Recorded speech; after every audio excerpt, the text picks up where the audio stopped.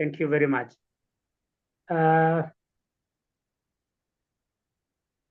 Ladies and gentlemen, good morning.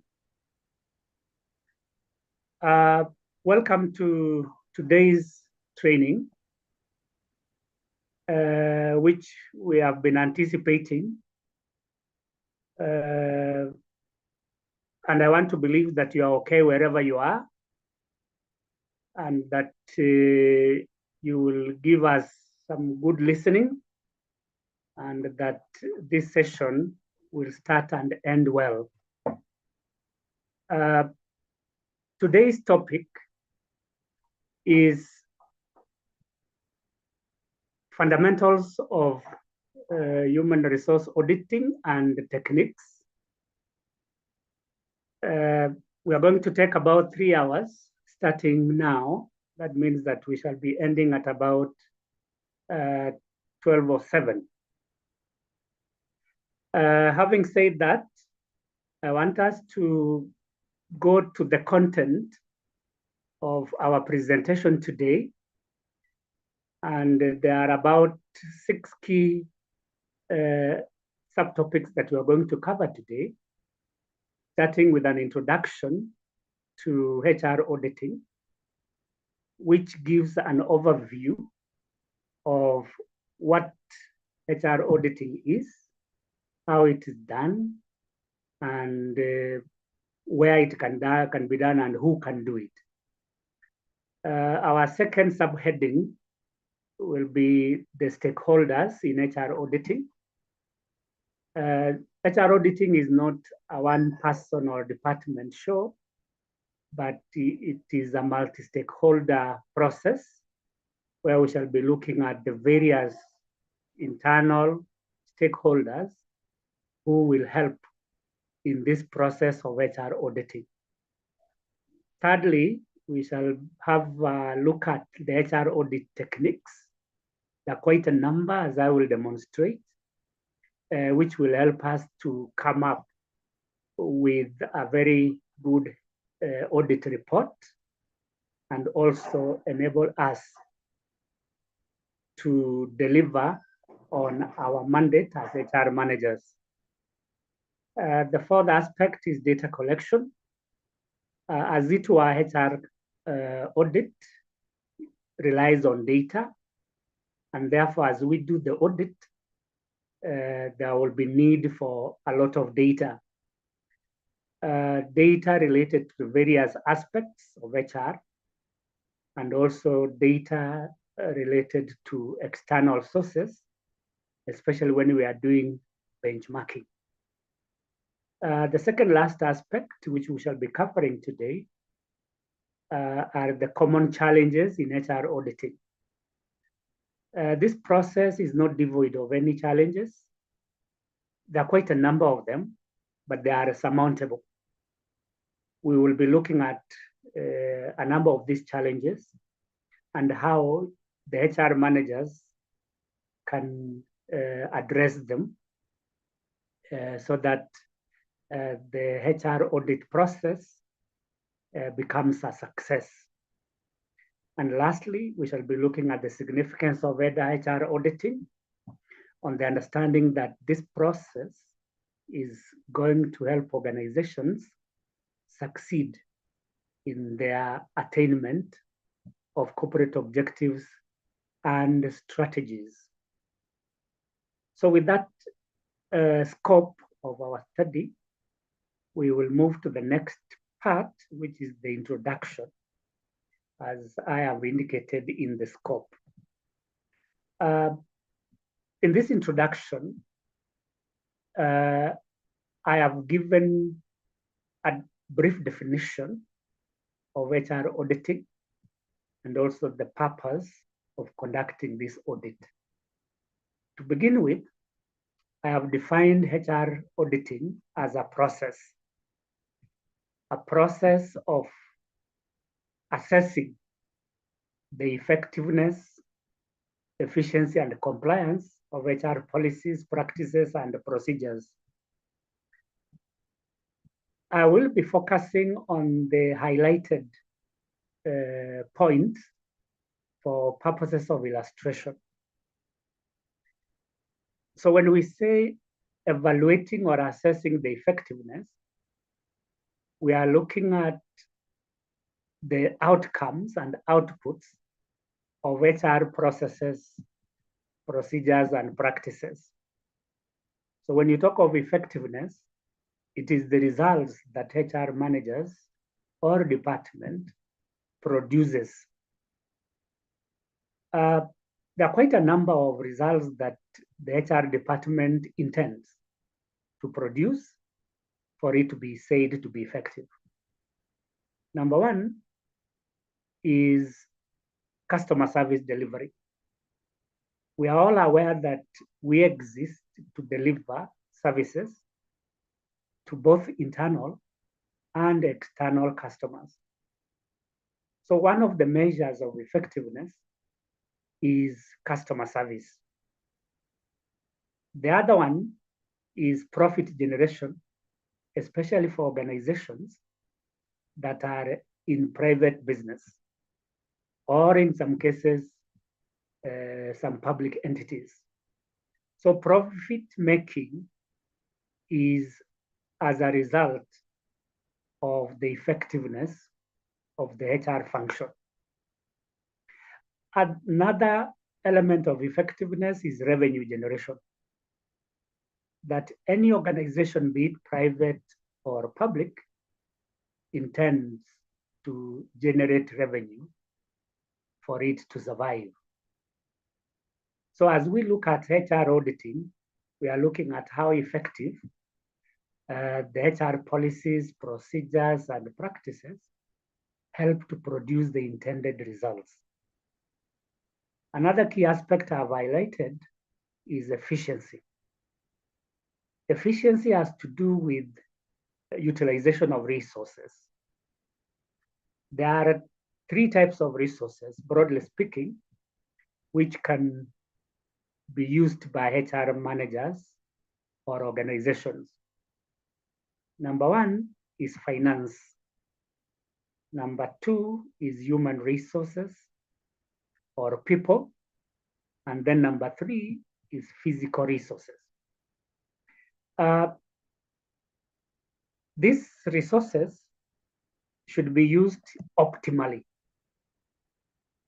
So efficiency has to do with optimal utilization of resources, meaning that one, there is no excess use of resources, or two, there is no minimum use of resources which can affect results. So to be efficient means that you use optimal resources to produce intended results or achieve set goals and objectives. Then the other aspect I've mentioned under the concept of HR auditing is compliance. Compliance relates to adherence of rules, regulations, standards, or even laws that govern a country, particularly laws related to human resource management, which I will mention as we move on. So as we talk of HR auditing, our main focus shall be HR policies, that is what we shall be auditing, HR procedures, and HR practices. So basically that is the concept of human resource auditing, which is a process of evaluating the effectiveness, efficiency, and compliance of HR policies, procedures, and practices. Moving on to the purpose, the HR auditing process is intended to identify strengths, weaknesses, and areas of improvement. If I may start with strengths, these are the capabilities of an organization which make the organization achieve its intended objectives or strategies. There are quite a number of strengths that an organization may have, starting with human resources. How are they a strength? Because they have the skills, the knowledge, the experience, and the competences that are required to undertake projects or their roles. The second strength could be technology. We all are operating in a technological space. And if organizations have modern technologies, then that can be said to be a strength. Another strength could be effective strategies which organizations set for themselves. These strategies are game plans. And if the strategies are effective, they are able to move the organization from the current position to a better or a desired future position. So that's another strength in the form of strategies. The other strength is a cost-effective structure. By structure, I mean the reporting relationships within organizations. So a strength in terms of structure could be derived from the ease in which decisions are making, or the speed at which communication is done. So that becomes another strength. So organizations can use these strengths to achieve their objectives or compete effectively in the market. So one of the purposes of HR auditing is to identify those strengths which enable organizations to move forward. The other aspect is weaknesses. HR auditing is intended to identify areas of weakness. So these areas of weakness are those that can make an organization vulnerable, meaning that they are not able to achieve their objectives internally or even compete externally. The flip side of strengths is usually a weakness. So it could be lack of competent human resources, lack of cutting-edge technology, poor organizational structure, among other aspects. So HR audit is intended to identify these weaknesses and look for ways in which they can be converted into strengths. And then the last area is areas of improvement, which is the purpose of HR audit. These are opportunities that HR managers can take advantage of in order to make the HR department successful. So we can improve our systems, our policies, our procedures, and practices if we identify the weaknesses. We are going to see how and the best practices that can help us to improve those areas of weakness so as we can achieve our departmental and organizational objectives. The other purpose of HR auditing is to align the HR department with corporate objectives.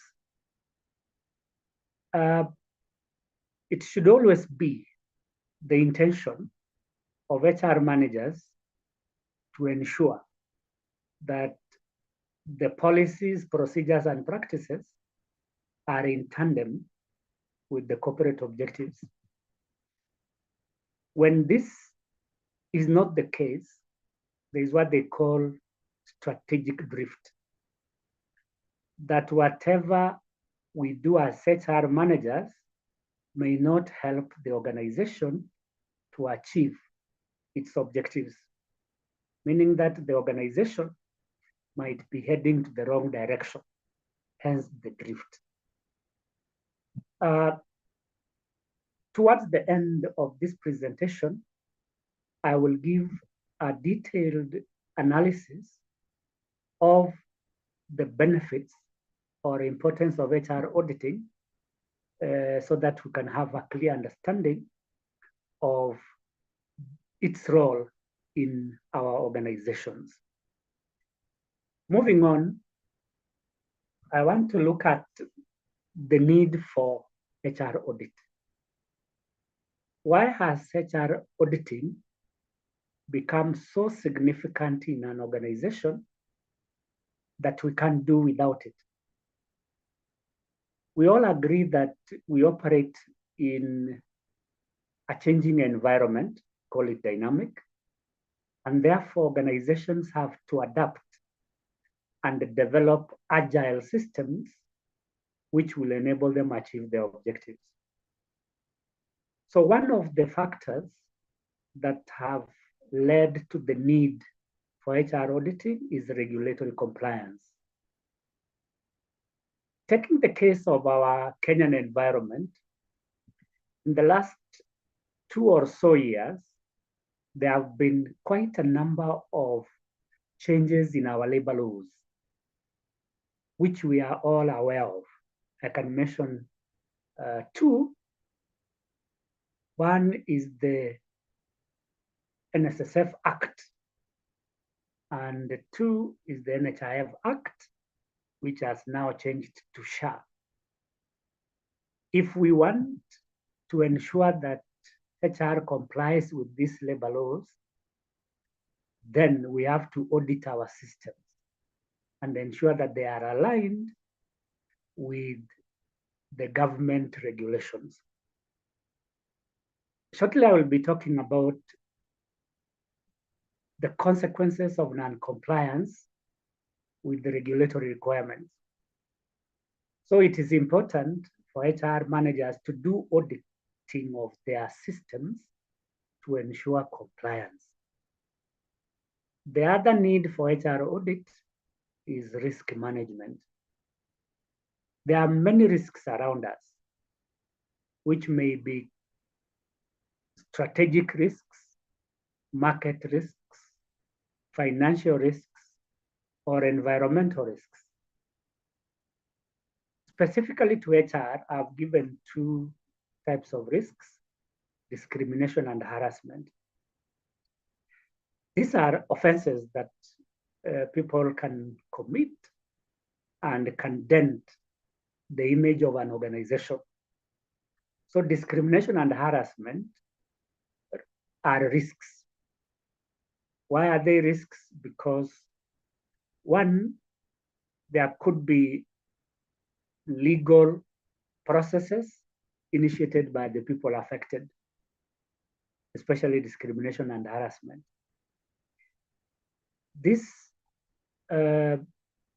litigations are very expensive in terms of money and time. There are other risks that are associated with HR, which I'll mention later as we conclude this course. So HR audit is intended to streamline HR processes, procedures, so that we can manage the risks that may exist. And then another reason is operational efficiency. These are the day-to-day activities and processes which we all engage in to achieve our objectives. If the processes are not streamlined, there is a possibility of making errors or affecting service delivery.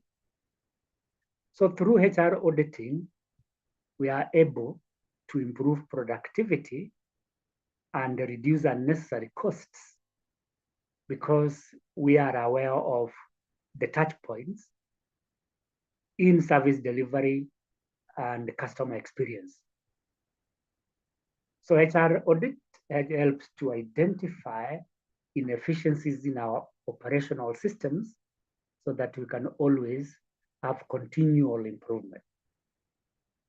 The other reason why we need HR auditing is human resource planning and talent management.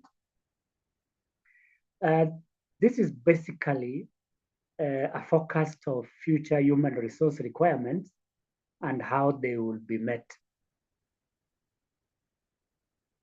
If we do the HR planning and talent management effectively, then we are able to identify quality human resources and develop systems to ensure that, one, we develop a qualified crop of managers in future. Two, we don't have shortfalls in human resources.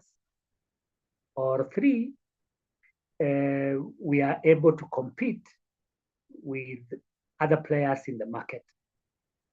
So in workforce planning, HR audit helps us to identify deficits, which can be addressed through recruitment and selection, leadership issues, which can be addressed through succession planning, and emerging skills and knowledge, which can be addressed through training and development. Another reason why HR audit has become necessary is the need for accuracy and documentation in our data. Data accuracy has to do with ensuring that we have reliable and factual databases as HR managers. In a technological environment like ours, we need to document all processes, procedures, and policies that govern the employment relationships. So without accurate data, we are likely to have very serious repercussions. I guess some of us are aware of an employer in the recent past whose retired employee is still on the payroll and deriving benefits. That's an omission that should not occur if we have adequate HR audits, which should be conducted on a regular basis. So we should have accurate data and the documents in order to avoid unnecessary costs and possibly lawsuits, which are expensive. If I may move quickly, there's the other need for HR auditing is to enhance employee experience. When we talk of employee experience, it has to do with, one, the feelings of employees towards the organization. Two, the attitude they have towards their job and their managers. Three, the degree to which they identify with the organization. And four, the level of satisfaction with their organizations. So we all want a positive experience that we can talk about to other people, both within and outside. When we have a negative experience, then there is an element, a possibility of disengagement and potential turnover.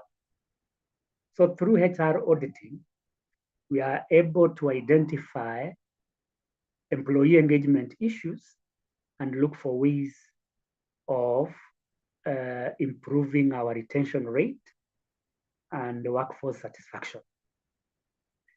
The other need is alignment with business goals. Usually, we develop HR strategies from the corporate objectives and strategies. That means that when we audit our HR systems, we are endeavoring to align ourselves with those corporate strategies which are cascading down to us.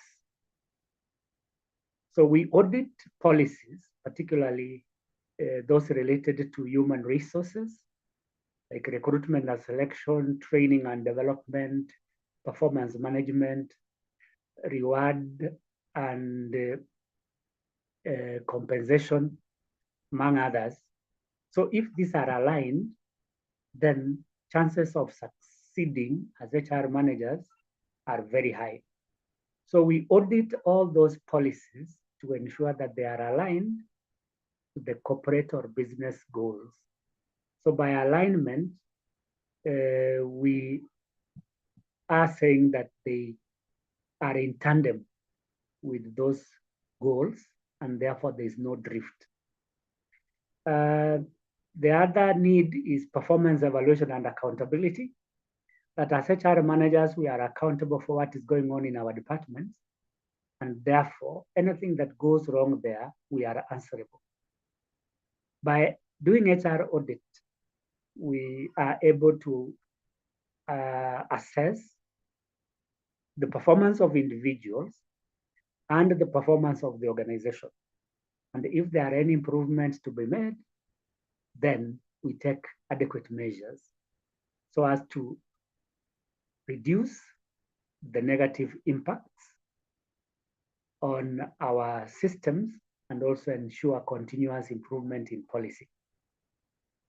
The second last aspect is diversity, equity, and inclusion, which is a modern concept, particularly related to recruitment and selection, as well as employee relations. We live in a space where our employees are diverse, meaning that they come from different backgrounds, like education, age, religion, as well as gender. We should celebrate these differences because each one of us has a contribution to make. The second aspect is equity, that there should be fairness in our dealings, both within and outside. So HR managers are tasked with the responsibilities of ensuring equity and fairness so that people don't feel discriminated. And on inclusion, we are talking about bringing everybody on board. Now that we live in an environment where our workforce is diverse, including the new concept of LGBTQ, everybody should be included in decision making. How do we do this? Through participation and involvement in decision making. So through HR auditing, we assess whether our policies, our procedures and practices are in compliance with diversity, equity, and inclusion requirements. And again, I will come back to this point for purposes of emphasis as we move on. Lastly, technology is changing the way we do our business. And today we are dealing with AI, which to our HR managers, we are talking about generative AI. This has revolutionized the way we do our work as HR managers, and we need to adapt this new technology. If we don't adapt, then we shall be left behind, meaning that we can't be competitive. Service delivery will be affected, and the objectives of an organization will be at stake. So by adapting new technologies like ERPs and AIs, we are able to optimize on our resources and deliver world-class services. So those are the many factors that have led to the need for HR auditing. Now to the objectives of HR auditing as part of our introduction. What do we intend to achieve by conducting HR audits? Number one is to ensure compliance, and I've highlighted several aspects there. For now, let me talk about labor laws. These are government regulations that govern the employment relationship. There are quite a number of these labor laws which HR managers must comply with. Starting with one, the Employment Act, which is the Mother Act. 2, the Labor Relations Act. 3, SHA, which is Social Health Act. 3 or 4, Work Injuries and Benefits Act. And 5, Occupational Safety and Health Act, among others. So when we conduct HR auditing, we identify the level of compliance or adherence to these labor laws. Without compliance, we run the risk of many penalties, including fines and even possible imprisonment if we don't comply with these laws. Secondly, is to improve efficiencies. Efficiency in the management of human resources.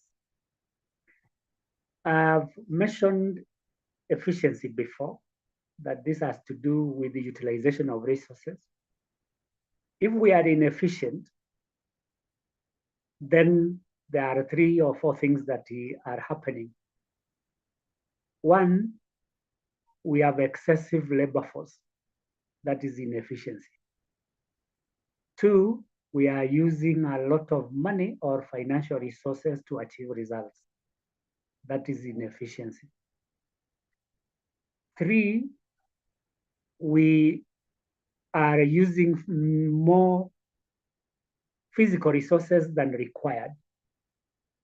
If it is a printer, instead of being shared, every office has a printer. That is inefficiency. So the objective of HR audit is to identify those internal inefficiencies and recommend ways of improving.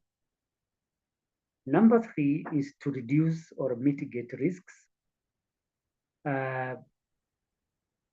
These risks are many, like legal, financial, and operational. The legal aspects are related to the labor laws. Financial are related to money, for example, overpayment of salaries or miscalculation of payments, which can be costly to an organization. Or it could be an operational risk where we could be exposed to dangers, for example, in IT or in human resource information system, where our systems are compromised because of a careless operation of our staff. We risk losing data. The second last objective is enhancing employee experience, where I've said that today we talk about employee experience and not necessarily satisfaction. So in this experience, employees are happy with the organization, they identify with it, and wish to remain with the organization because they derive value from it. And we can only derive value for employees if our systems are efficient and effective, and that employees are satisfied and engaged. Then lastly is alignment with business objectives, where I've highlighted the mission and objectives. If I may briefly talk about the mission is the purpose of the organization. Why does the organization exist? Different organizations have different mission statements, depending on the industry in which they operate. So HR managers should not lose sight of their mission. If your mission is to provide world-class medical services, then our HR strategies must be aligned to those world-class medical services or healthcare services. How do we ensure that that mission of world-class healthcare services is achieved? One, we must have qualified staff, people who are skilled, knowledgeable, experienced, and talented. That's how we can achieve the mission. Secondly, we pay the people who are talented. So through payment, we are able to retain these people so that they can achieve that mission of world-class healthcare. Or three, we must train them to acquire new skills and knowledge so that we adapt to the changes in our environment to achieve that world-class healthcare service. So basically, these are 4 or 5 objectives. There could be more, which are key when we are conducting human resource audits. I want to address myself to the common areas of HR audit. I have briefly talked about them, but I believe it will add more value if we go over them, albeit briefly. One common area is recruitment and selection. This is one area which, if not done well, can affect the entire organization. As HR managers, we are responsible for ensuring that we bring on board the right quality and the quantity of staff or employees. Be it in other departments like finance, ICT, marketing, or public relations, depending on your organization, we need to ensure that our policies, processes are adequate to ensure that we recruit the right number and quality of people. So what shall we be auditing? One is adequacy of job descriptions. Are the titles adequate? Two, are the duties and responsibilities clear? Three, is the reporting relationship clearly identified? So as HR managers, we need to look at job descriptions to ensure that they are clear so that as we bring people on board, they are assigned jobs that can be done within specified time and achieve the intended results. The other aspect that we need to audit is interview processes. That interviews are part of the recruitment and selection process. What do we need in interviews? One, qualified panelists who will ask the right questions. Two, adequate preparation of the interviewees. And three, identifying the qualities among the interviewees that are aligned with our requirements. So if we don't have the right interview procedures, then we run the risk of hiring the wrong people. And then the last aspect of recruitment is onboarding, where we make the new hires comfortable and start working to achieve the organizational objectives. Onboarding starts way before an employee reports, during reporting, and even after reporting. So it may take 1 week, 1 month, or 3 months, depending on the level of the employee and the objectives that we want to achieve from onboarding. By and large, we want to ensure through onboarding that our employees perform to the expected levels. Two, they understand our policies. And three, they have internalized our organizational culture. So that's the essence of onboarding, and we will audit onboarding procedures to ensure that they are done well. Number 2 is compensation and benefits. Compensation is what people are paid for working. This could be in terms of salaries, wages, and commissions. What we need to audit in this area is the fairness of our payment system. One of the principles of compensation is that it should be internally equitable and externally competitive. Internal equity means that there should be fairness in the payment of people within the same or similar grades. There should be no big disparities, because this can easily lead to dissatisfaction and the eventual exit of our valued employees. Then we will look at benefits and administration in HR audits. How are the benefits like medical, retirement, or gratuities administered in the organization? Are they effective? Are they efficient? And then lastly is the element of payroll compliance, that our payment must be compliant with the labor laws, particularly the Employment Act.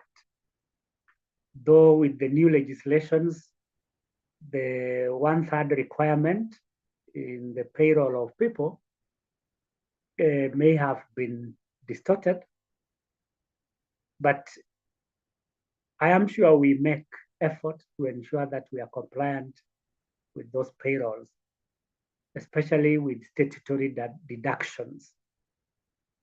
Another area is performance management. This is where the rubber meets the road, that without performance, then we have nothing to show for our existence as HR managers.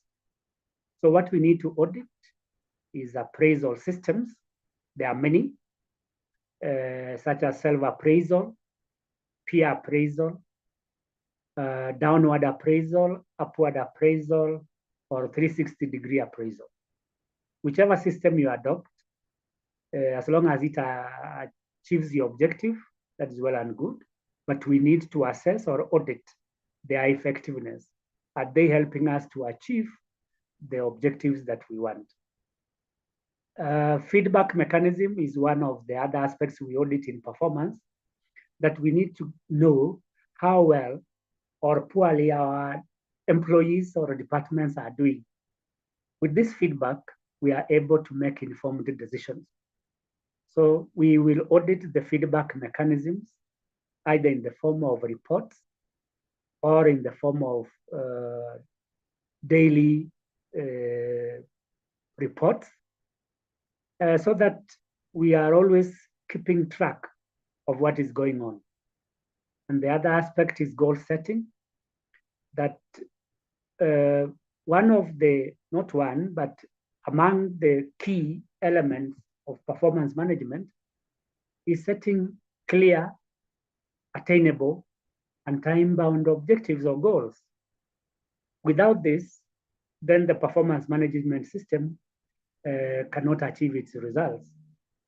So we set goals either mutually with our employees, or the employees set the objectives themselves and we agree on the way forward.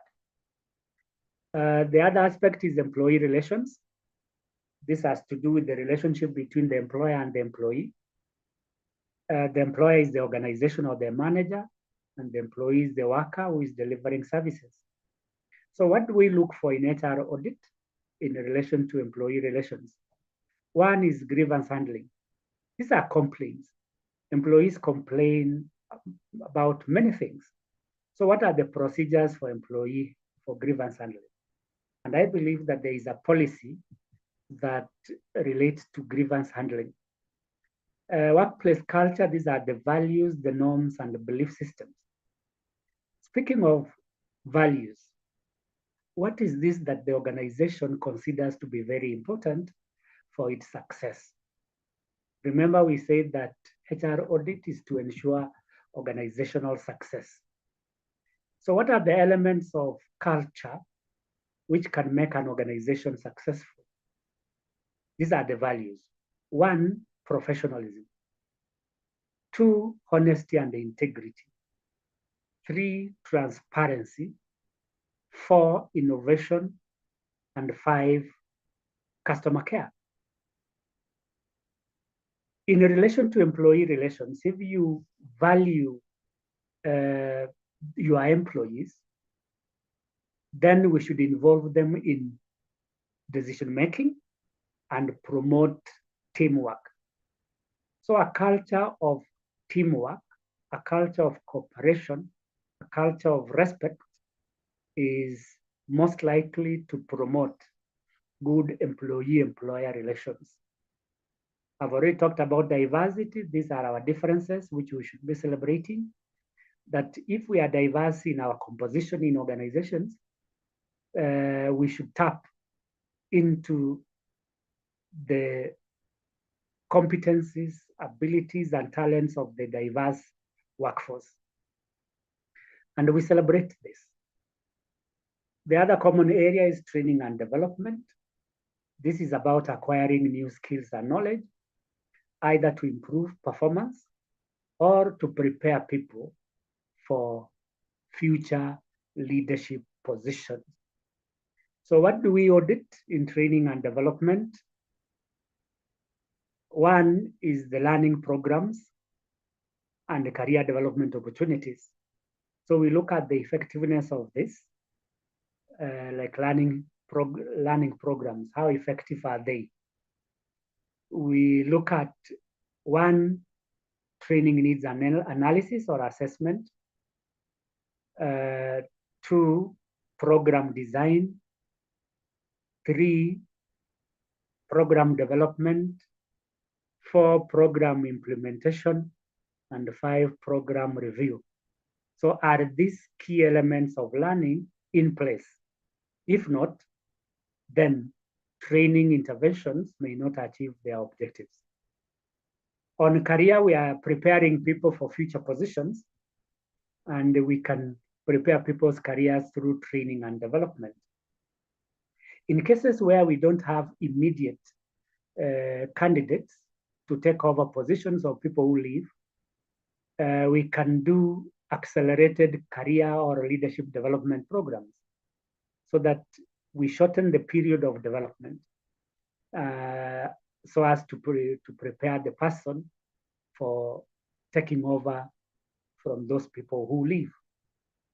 And this is an opportunity that we can take advantage of if we have effective HR audits. Then lastly is compliance, is about adherence to labor laws, which I have already mentioned, regulations and internal policies. So those are the common areas which we shall be auditing. And all this fall under what we call functional audit. In the next few minutes, I'll be talking about types of HR audit for purposes of understanding that we are not just doing HR audit within the department, we can also be doing audits outside.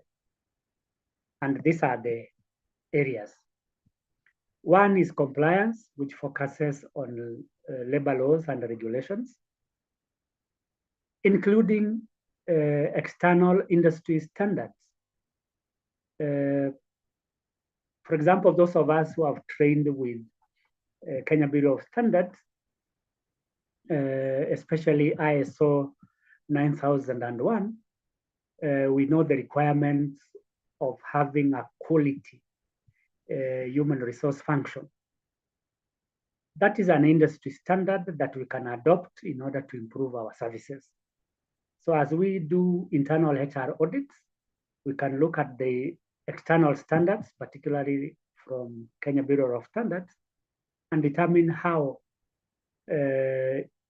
effective our internal policies are and look for ways of improvement.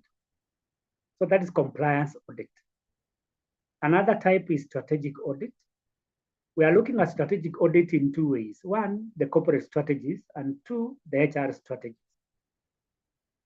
As HR managers, we may not have much to do with HR strategies apart from participating in their formulation. But in terms of alignment, we are looking at how well our HR practices, policies, and procedures are aligned with those corporate strategies. Those corporate strategies are cascaded down to us, and it is our responsibility to interpret them and then ensure that they are implemented by our staff. So we do strategic audit to look at how HR strategies are aligned with the corporate strategies so as to avoid drifts. Number three is the functional audit, where we have looked at the various HR functions like recruitment, training, compensation, performance management, health and safety, among others. This is usually the focus of HR managers, but I could suggest that we also look at these other audits so that we are not biased. And then number four is best practices audit, where we are doing benchmarking. Benchmarking is about comparing ourselves with other players in the industry, particularly with in relation to HR practices. For us to succeed, we must benchmark with the best of class in our industry. By best of class, we mean those organizations that are performing well. We also want to perform well, and that is why we do these comparisons. So you can do several benchmarks with the other organizations and then identify those best practices. Because not all best practices are applicable to us, we need to customize those practices after benchmarking. We may create shocks in our HR system if we copy-paste other people's practices and pretend that they can work for us. As we borrow these best practices, we need to test them so that we ensure that they are working for us. And then the last audit is risk management, where we have said that risks are any factors within or outside the organization that can cause business failure. And therefore, we need to mitigate these risks, like operational risks, financial risks, environmental risks, and also legal risks. We are safer if we conduct an audit to ensure that those risks are identified, prioritized, and then mitigation measures are taken. I will be talking about mitigation measures a bit later to reduce the impact of risks. One of these is insurance. I'm sure all HR managers represented here are responsible for ensuring that company property or assets are insured with various insurance companies, that in case of a calamity or an accident, you are covered. So those are the key types of HR audits that we can undertake. But the key types of HR audit that we can do is the functional audit and align them with the strategic audit. But if you have the time and the resources, you can do a compliance audit as well as benchmarking, because not all organizations can do benchmarks depending on their financial strength or their capacity to do that. Who are the key stakeholders in this auditing process? Quite a number. One is the HR department, which is the center of all this. What do we do is to provide the relevant data, implement recommendations, and ensure compliance. I want to believe that when we finish this course, we shall be well equipped to go back to our organizations to provide insights and direction in auditing this HR function.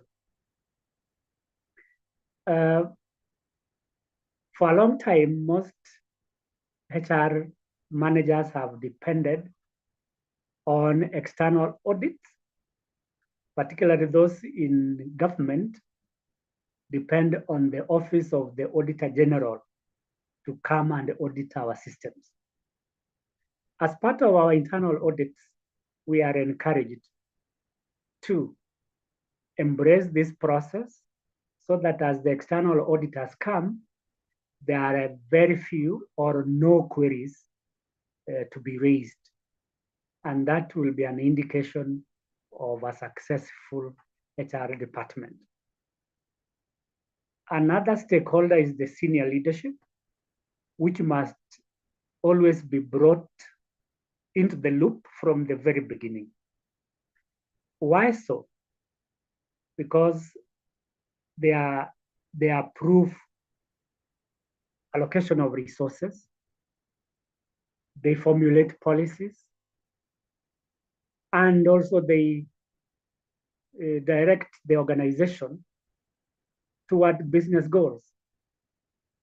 So without engagement of senior leadership in this process, it can be very difficult to achieve any results when we are conducting this audit.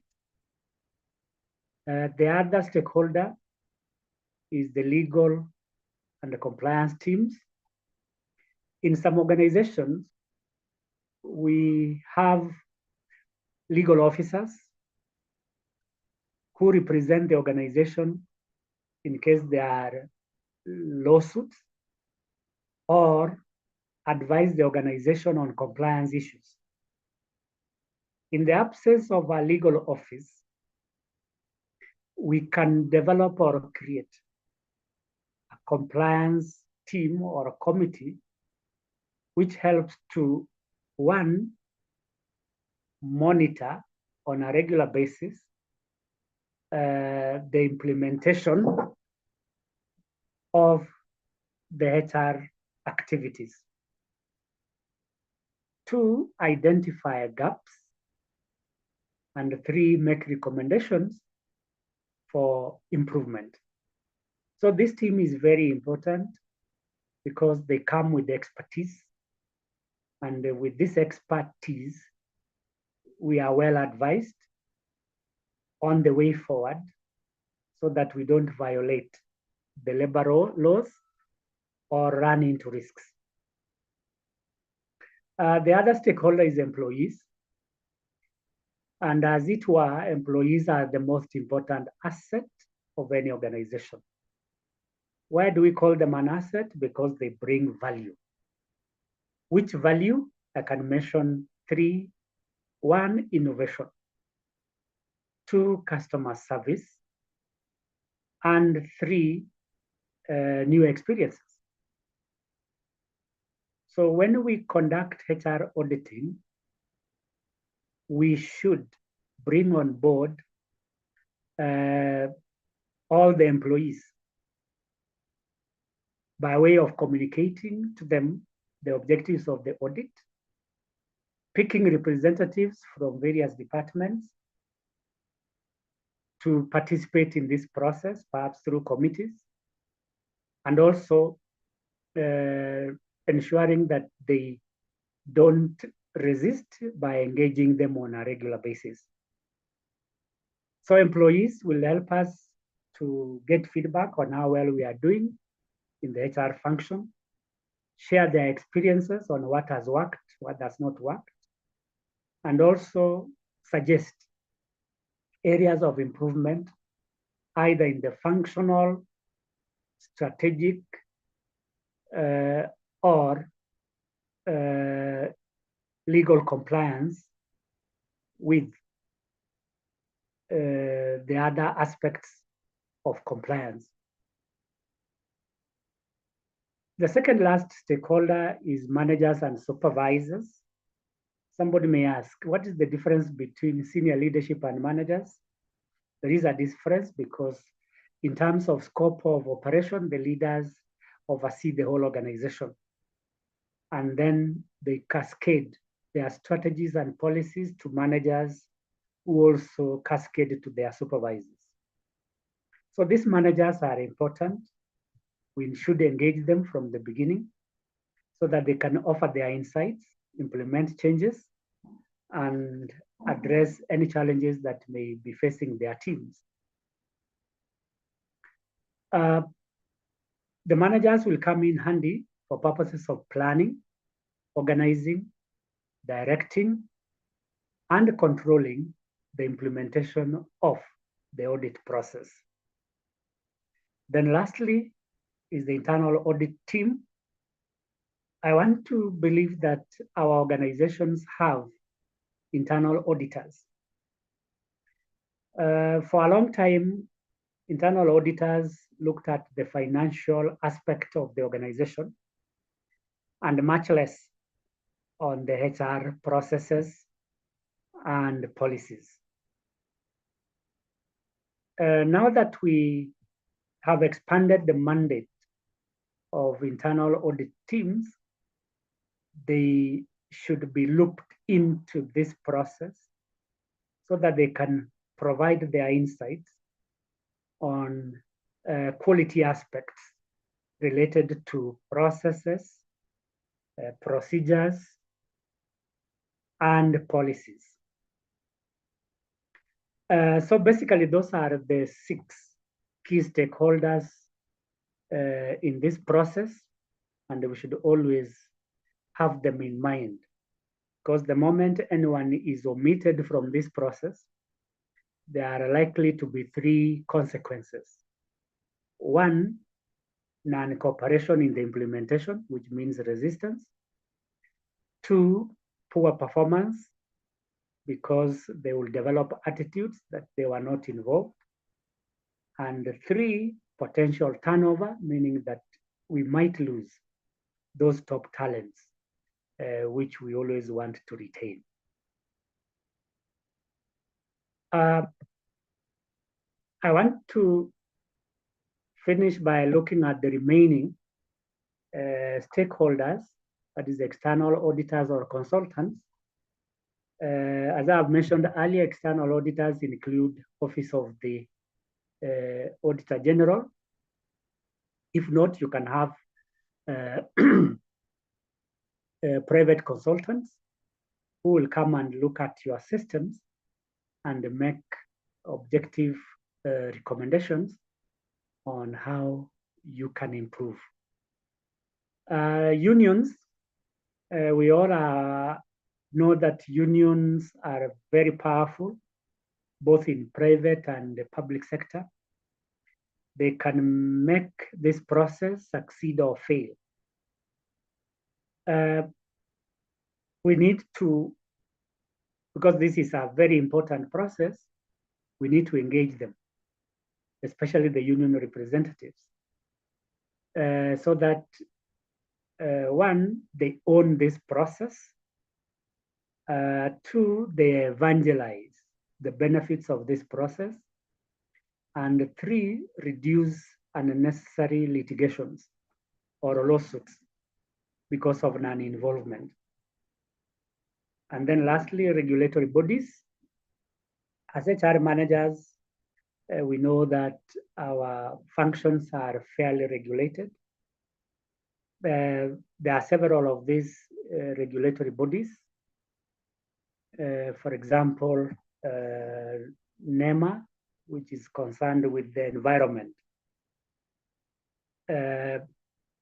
IHRM related to membership and certifications. We need to bring them on board because there are certain regulations that we may not be aware of.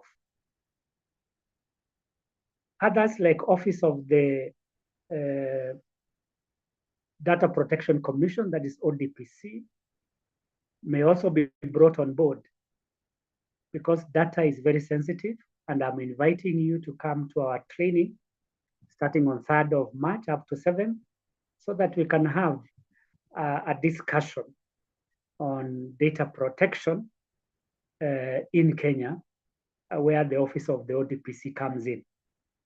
So ODPCs are another office or regulatory body that we need to engage so that we ensure compliance with our data that we have in our custody. So basically, those are the stakeholders, key stakeholders that are highlighted, and we need to engage them. I want us now to focus on the... Excuse me. Yes, Excuse me. Kindly go back a little bit to the slide. Yes, I can go back. This one? Yes, that one. Yes, thank you. You wanted to ask a question or something? No, there's a small point. The last person I had not captured, the last stakeholders. Oh, okay. Yeah, okay. Thank you very much. We can proceed now. Thank you, Siama. Do you have any other questions that you want to ask in relation to what we have covered? No, it's fine. It's fine. I'm following keenly. Thank you very much. You're welcome. So we have an overview of audit techniques, and these are the methods and the processes that we engage in order to conduct this audit successfully.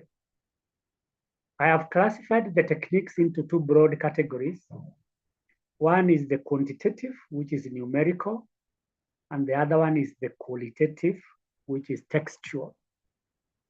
Starting with quantitative, when you conduct an HR audit, there are quite a number of statistical data that you are likely to collect,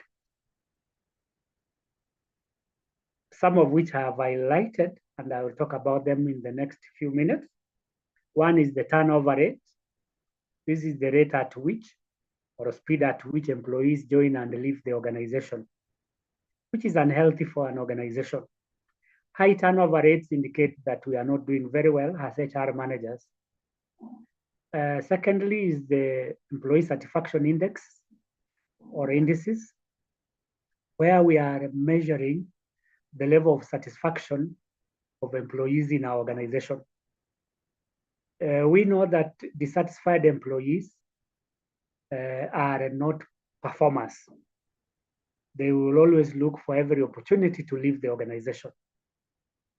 And then time to hire, this is the time taken from posting of the advert to the time a new hire is brought on board. Again, depending on the industry, in the public sector, it could be longer, probably 6 months or even more. But in the private sector, it should be shorter. Ideally, in a technological environment in which we are operating, we should not take more than 45 days, because the use of technology enables people to get information very quickly and process it. For example, now that we use ATS systems, the time to hire should take shorter, because we are able to track the application of employees from beginning to end. That is why it's called Application Tracking System, ATS. And then the second one is qualitative, where we are collecting data which is in text. Text meaning words like descriptions, opinions, discussions. So how do we collect this data? Through interviews, through employee feedback, or a policy analysis, which is a secondary tool that we can use to collect data. What is the process of auditing? One, we define clearly the objectives and the areas we are going to cover in this process.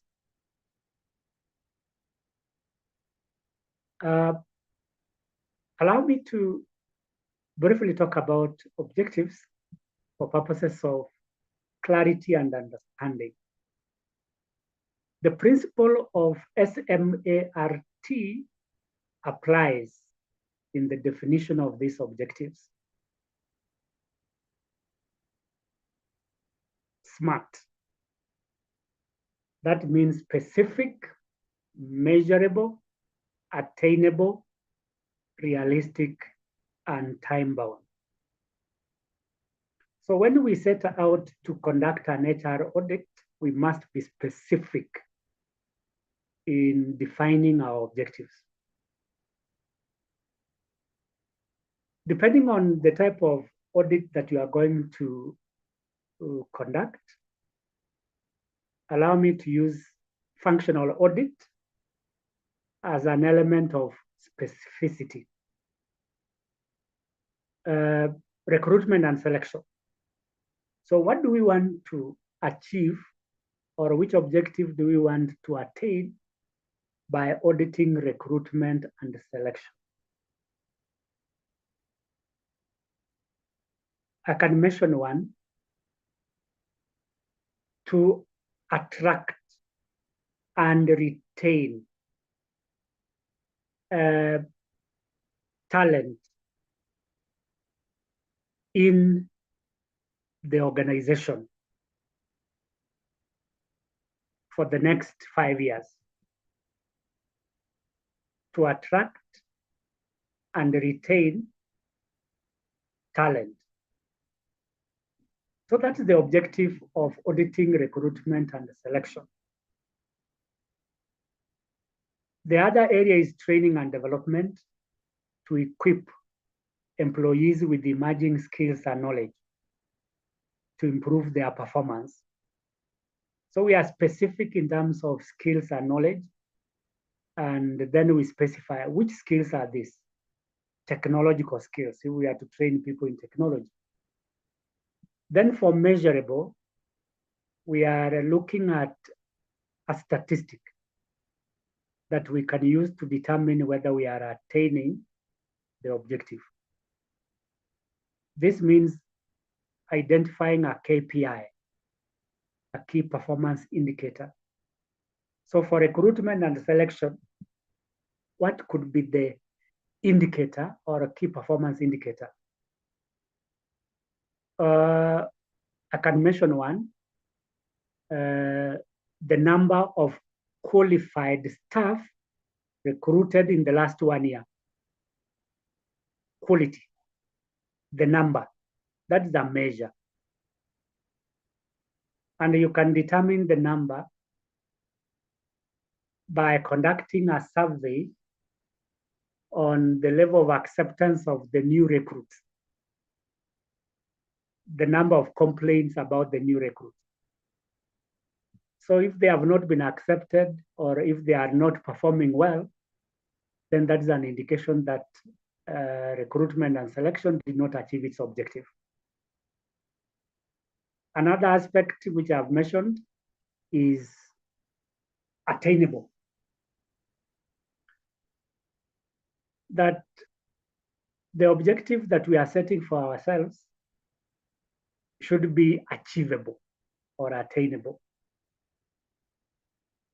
What can make an objective not to be attainable? Maybe I can mention one, is lack of clarity.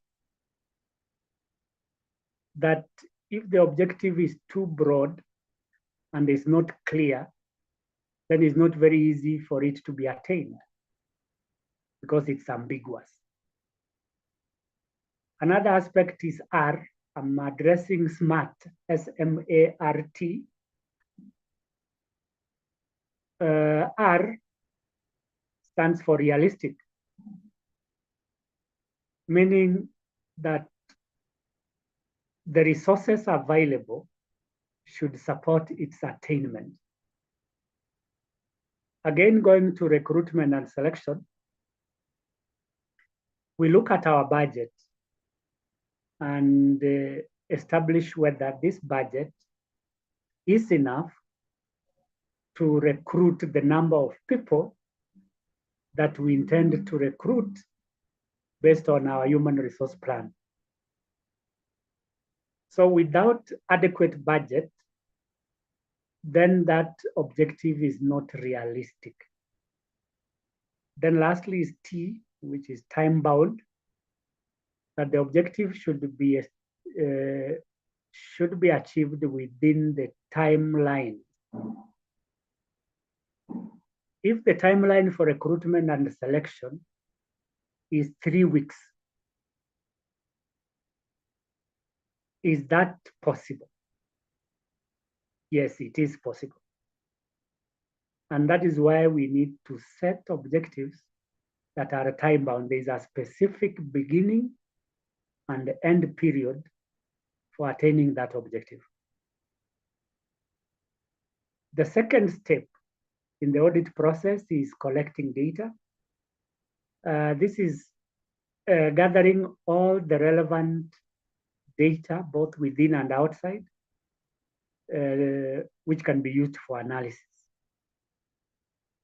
I will be mentioning the methods of data collection, but for now, let me say that we can collect data from a variety of sources.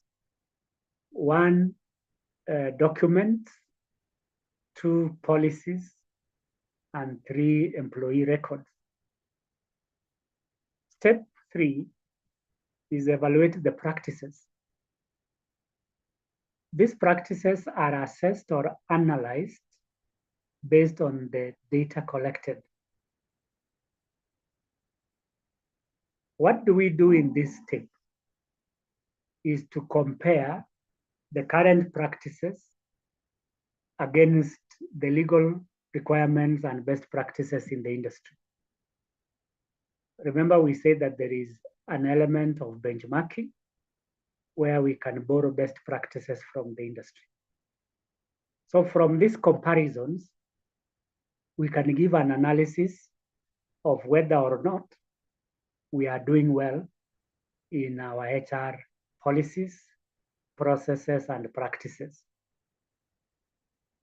And again, we employ the 2 techniques that we mentioned. If I may go back a bit, the quantitative and the qualitative methods when we are doing the evaluation on point 3.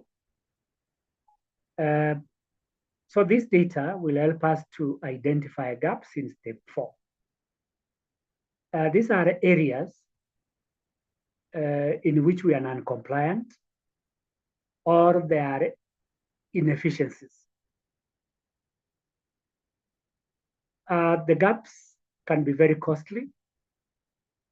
So when we identify these gaps, we prioritize them, especially those related to risks.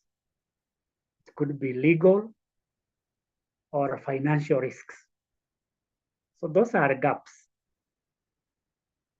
So once we have highlighted those gaps, we prioritize and then look for treatment measures. So the treatment measures are captured in step 5. That is developing action plans. These are strategies to deal with the gaps which have been identified in step 5. If I may talk about the gaps and the strategies, for example, in recruitment and selection, we have identified that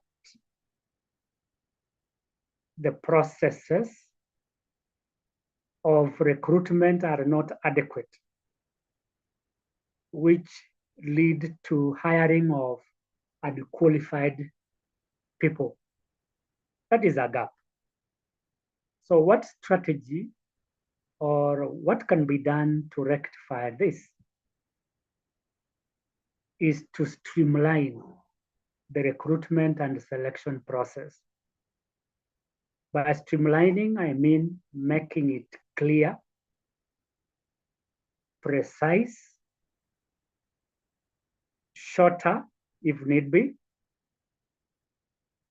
and also results oriented, because we want to get the right person at the end of this process. And that is why we need to conduct an audit of recruitment and selection to identify gaps or areas of non-compliance.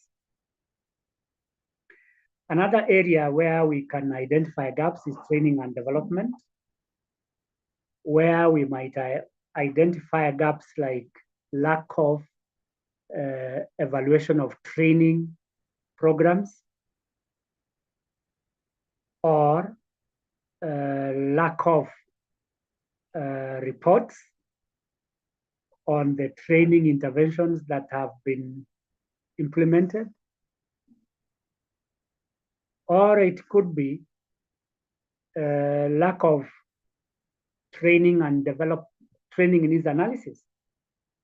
So what do we do when we are developing these action plans? Again, we go back to the drawing board to find out the processes, procedures, and the practices related to training and development.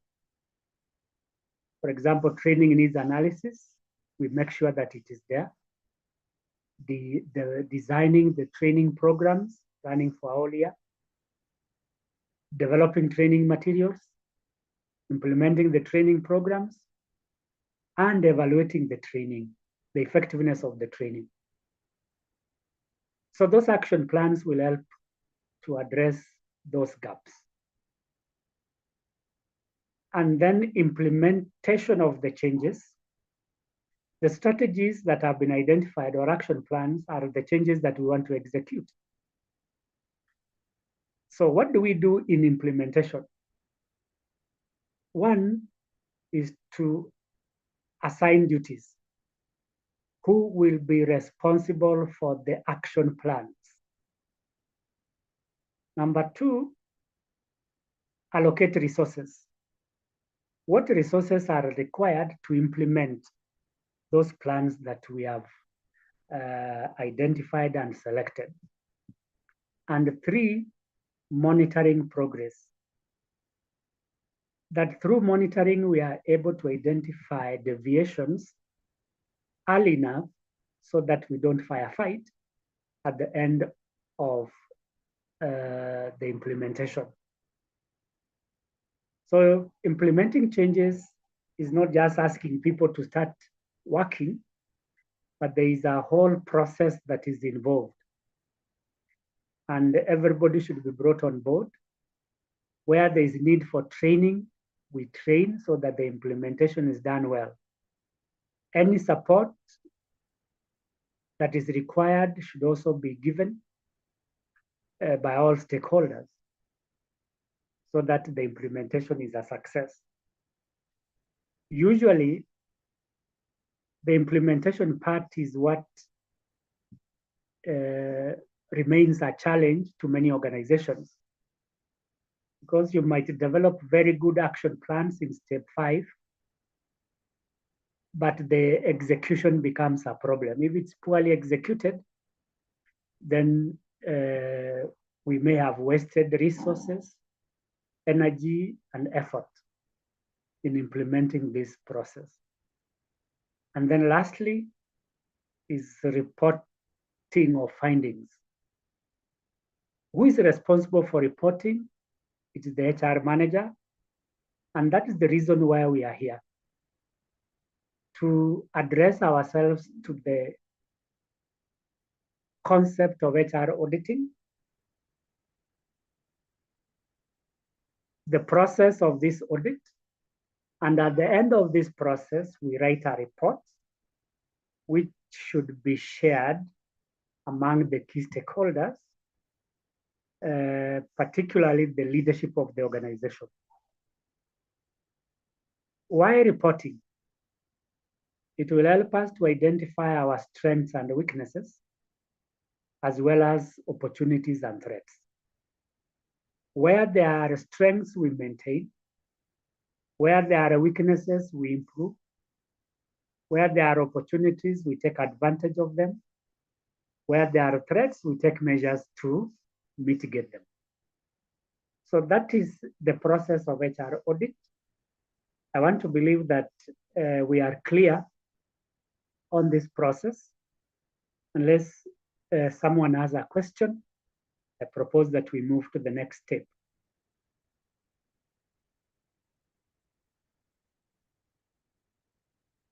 Siama, do you have any question? No, thank you, Mwalimu. Proceed. The explanation is very clear. Yes. Yeah. Thank you very much. I mentioned earlier that we shall be talking about data collection, and this is the opportune time to address it.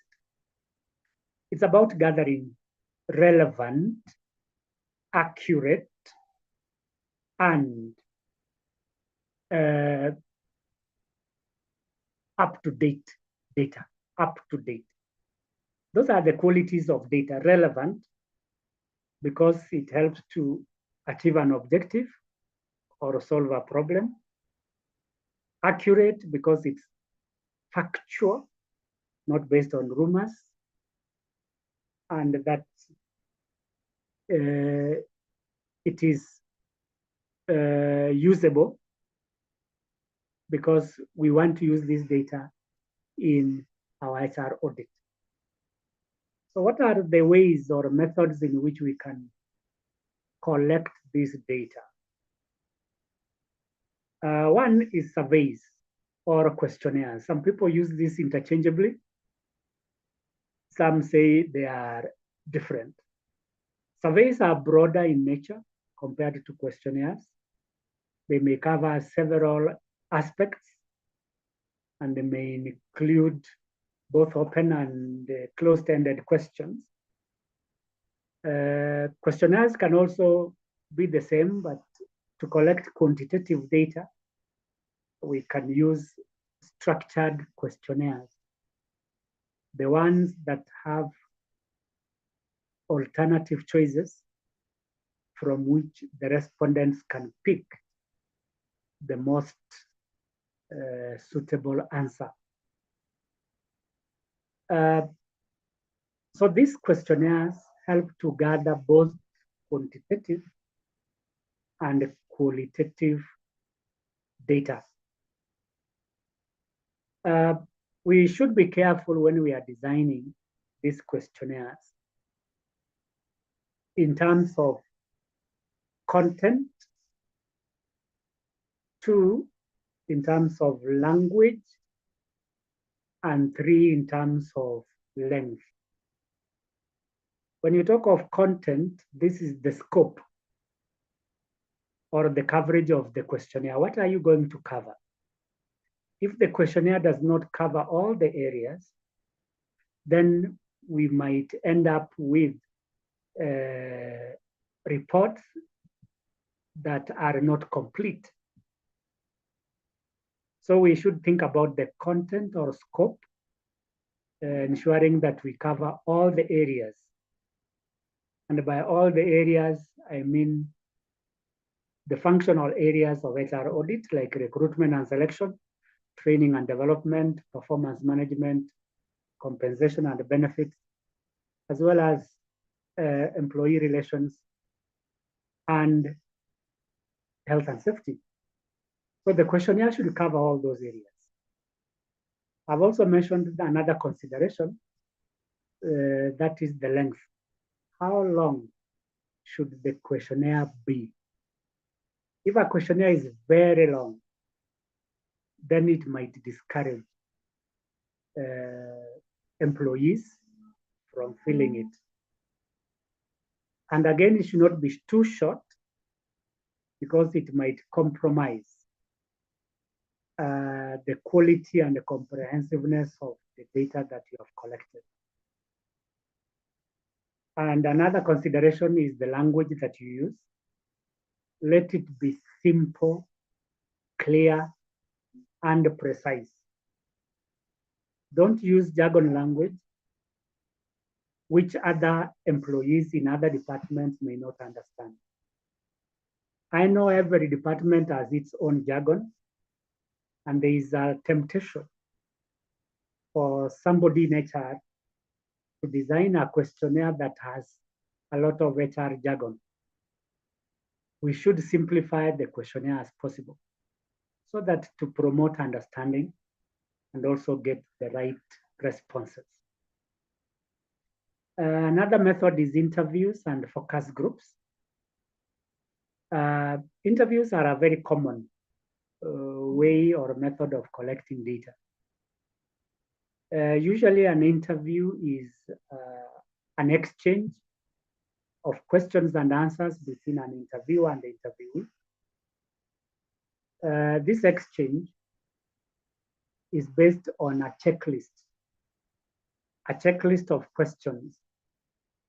So as we design this tool, we should develop a checklist focusing on the areas that we want to cover so as to get data that we require. As HR managers, we need to make several considerations related to the interviews. Number one is the interviewers.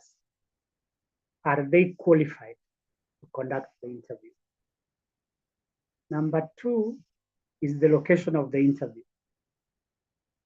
Is it located in a quiet place to promote privacy and also concentration? Because if it is noisy, then it becomes difficult for understanding. And three, another consideration on the interviews is the length of the interview. We don't want to keep employees in an interview room for a whole day. Our interviews should be short, but at the same time, collect adequate information. Then on focus groups, this is a small group, preferably 5 to 7 people who are experts in their areas of specialization. For example, in HR, we may have focus groups on training, which we call learning and development. So you have a focus group on that area. 2, recruitment and selection. We have another focus group. 3, performance management. We may also have another focus group. So these are groups of experts who have experience, knowledge, skills, and talent in those areas. What do? They discuss the areas that we have identified, identify gaps, and make recommendations on the way forward. So the focus groups, by their nature, require that the members don't meet because of the influence that they may have on one another. It's expected that the groups remain anonymous so that we don't have those biases. Method number 3 is reviewing internal documents or policies. There are many documents in our custody which you may be interested in. Some of these documents include training records, 2, recruitment and selection reports, 3, salary surveys. 4, health and safety audit reports. Or from outside, we may have reports from the Auditor General for those of us in government. So by assessing these policies and other documents, we are able to identify gaps in terms of compliance and effectiveness. Number 4 is HR system reports. I want to imagine that all our organizations have an information system which we use to, 1, prepare reports, 2, analyze reporting or employee attendance, or 3, we have HR systems for management of leaves or training. And in some organizations, some have LMS systems, that is learning and management system, which enables employees to undertake certain courses and also assess them. These are electronic records that we keep, and we can use these systems like ERPs, that is enterprise resource programs, ERPs, to ensure that, or to collect data. And then lastly is direct observation. Though it is very subjective, observation helps to get real-time information. That is, you can see what is happening at the moment, meaning that there is no waiting time. When we form these audit committees, or some of us have already in place these committees, they can walk around to observe various areas and aspects. For example, in health and safety, you can observe the level of compliance in real time. For example, provision of ramps for those who are physically challenged. Braille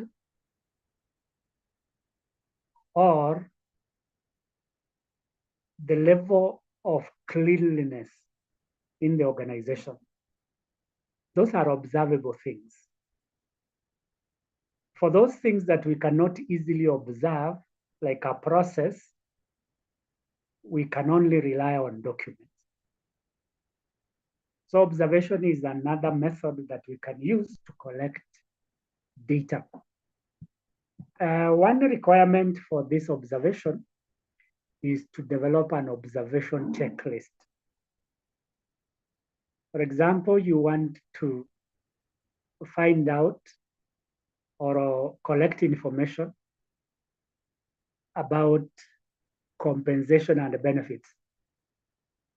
What do you want to observe? Number 1 is the existence of a compensation and benefits policy. 2, a report. A report on salary surveys. Or 3, you can observe internal reports or employee satisfaction reports. This will help us as auditors to determine whether we have the documents necessary which help us to comply with the labor laws or industry standards. So that is what I can say about data collection methods I've restricted myself to 5, which are the most common ones. There are others like recording of people, either through a phone or through a camera, or it could be another method of collecting data is through listening to the recorded information like tapes. This will help in collecting any stored data that is not observable, that you cannot develop a questionnaire on. Moving on, I look at the challenges in HR auditing. Challenges. These are aspects within and outside that can affect the effectiveness of the HR audit. There are quite a number of these challenges, and I can address myself the ones that are shown on our screen, and that is complex regulations. For a long time, after the introduction of the new health management program, there was a lot of uncertainty on what is happening, how, where, when, and by who, which meant that there was a complication in the way in which the regulations were understood and how they were going to be implemented. Because of that, it became difficult, and some people took a bit of their time to implement this new legal requirement. And it may not be surprising that there are some organizations that are still not sure how they are going to implement this, and they could be facing legal challenges because of non-compliance. So that becomes a challenge to us when we are conducting HR audits. Then what can we do in order to ensure that we don't lose out on the understanding of these complex regulations? One, we can engage the services of a legal expert. These are people within or outside who have a deep understanding of the complex regulations. Two, we can engage consultants who may have experience in the implementation of the regulations. This is important because we are not lawyers as HR managers. That is why we need to collaborate with other stakeholders, especially the legal office within our organization, to ensure that we conduct this audit efficiently and effectively. Secondly is data accuracy. Data accuracy has to do with the relevance and the factual nature of data that we collect. Without accurate data, we are likely to face the challenge of presenting reports that are based either on rumors or hearsay, as they say. This accuracy helps to ensure that we write good reports that are actionable. Without accuracy, then even the actions that we take or the recommendations that we make may not be implemented because it is based on inaccurate data. So who is responsible for ensuring data accuracy? I can mention two offices. One, the HR office, because we are the custodians of all data related to the employees. And two, IT department. Most of the data that we have is processed through IT. So it is now incumbent upon us to work closely with the IT department to ensure that whatever data that we have is accurate.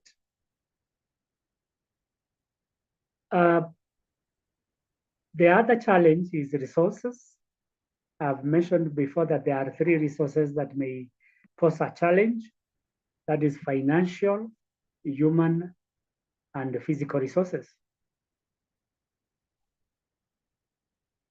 I have also brought a new constraint in terms of an intangible resource called time. So limited time can be a challenge in auditing because this process may take not less than 6 months. Some take even longer, even 1 year. But with the new technology, time should not be an excuse, because if we have the right plans, it can be conducted in a shorter time. For budget, this is the financial aspect, especially in today's environment where finances are constrained. It may not be possible to engage in HR auditing because to the managers, this could be an extra cost that should be avoided. The other aspect, the other aspect is expertise. This is a human resource challenge where we are talking about lack of skills, knowledge, and experience in HR auditing.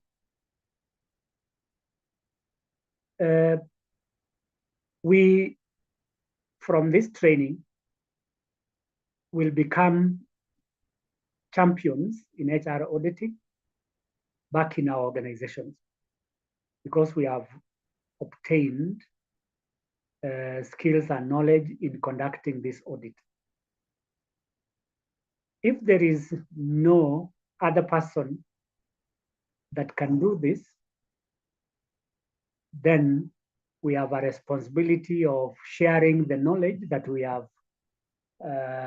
covered here in the form of a training so that they know what HR auditing is, what are the methods of auditing, the process of auditing, writing the audit reports, and also identifying any other challenges that may be faced going forward.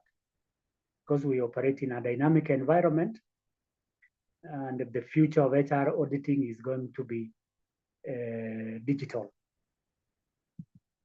So in the absence of relevant expertise in our organizations, we shall be required to train our employees so that they can undertake this process effectively.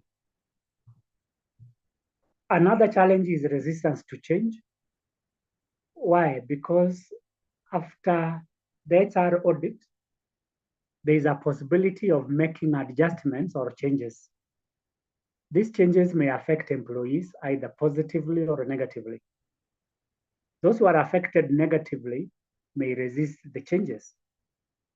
So as a way of reducing resistance, and I will talk about change management in our last day, is that we need to prepare the employees for the change. How do we prepare them? One, communicate the changes after the audit. Two, involve the employees after the audit. And three, train them so that they understand their role in this change process. In the interest of time, I'll now move to the best practices for using HR audit tools. Practices are aspects that we do on a daily basis to ensure that we achieve desired goals and objectives. So what are the best practices in this audit? One, identify tools, that is the methods, based on organizational needs. For example, you choose a tool like a questionnaire. Is it going to address the organizational needs? Then the other one is data security. As I have indicated before, in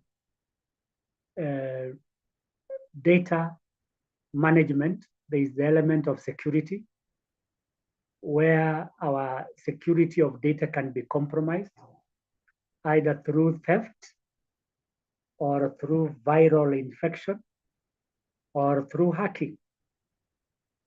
What systems do we have in place to ensure that our data is not compromised?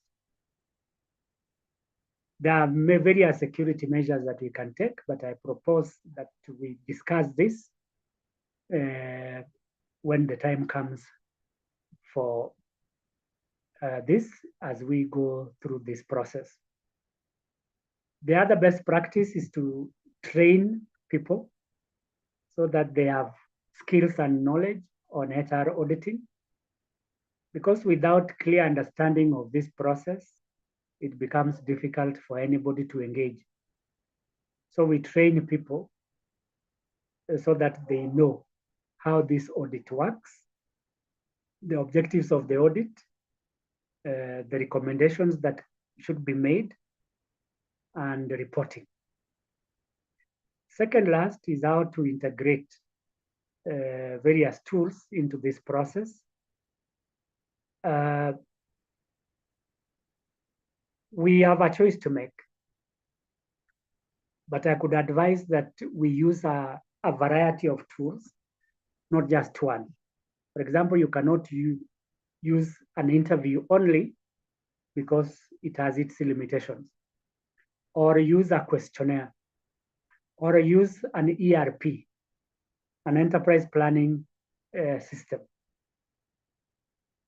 Those may not be adequate, especially for employees who may not be conversant with using the system, so they may be left out. And then lastly is regular updating of the tools, that the tools that we use to collect, analyze, interpret, and present data should be updated regularly. Because our environment is dynamic, we should adapt. And one of the ways of adapting is to ensure that we use agile tools that are able to enable us to collect relevant and accurate data, which is also reliable. Having said that, I want us now to look at the benefits of HR auditing, just in case somebody has a question before I move on. Anybody with a question or a comment?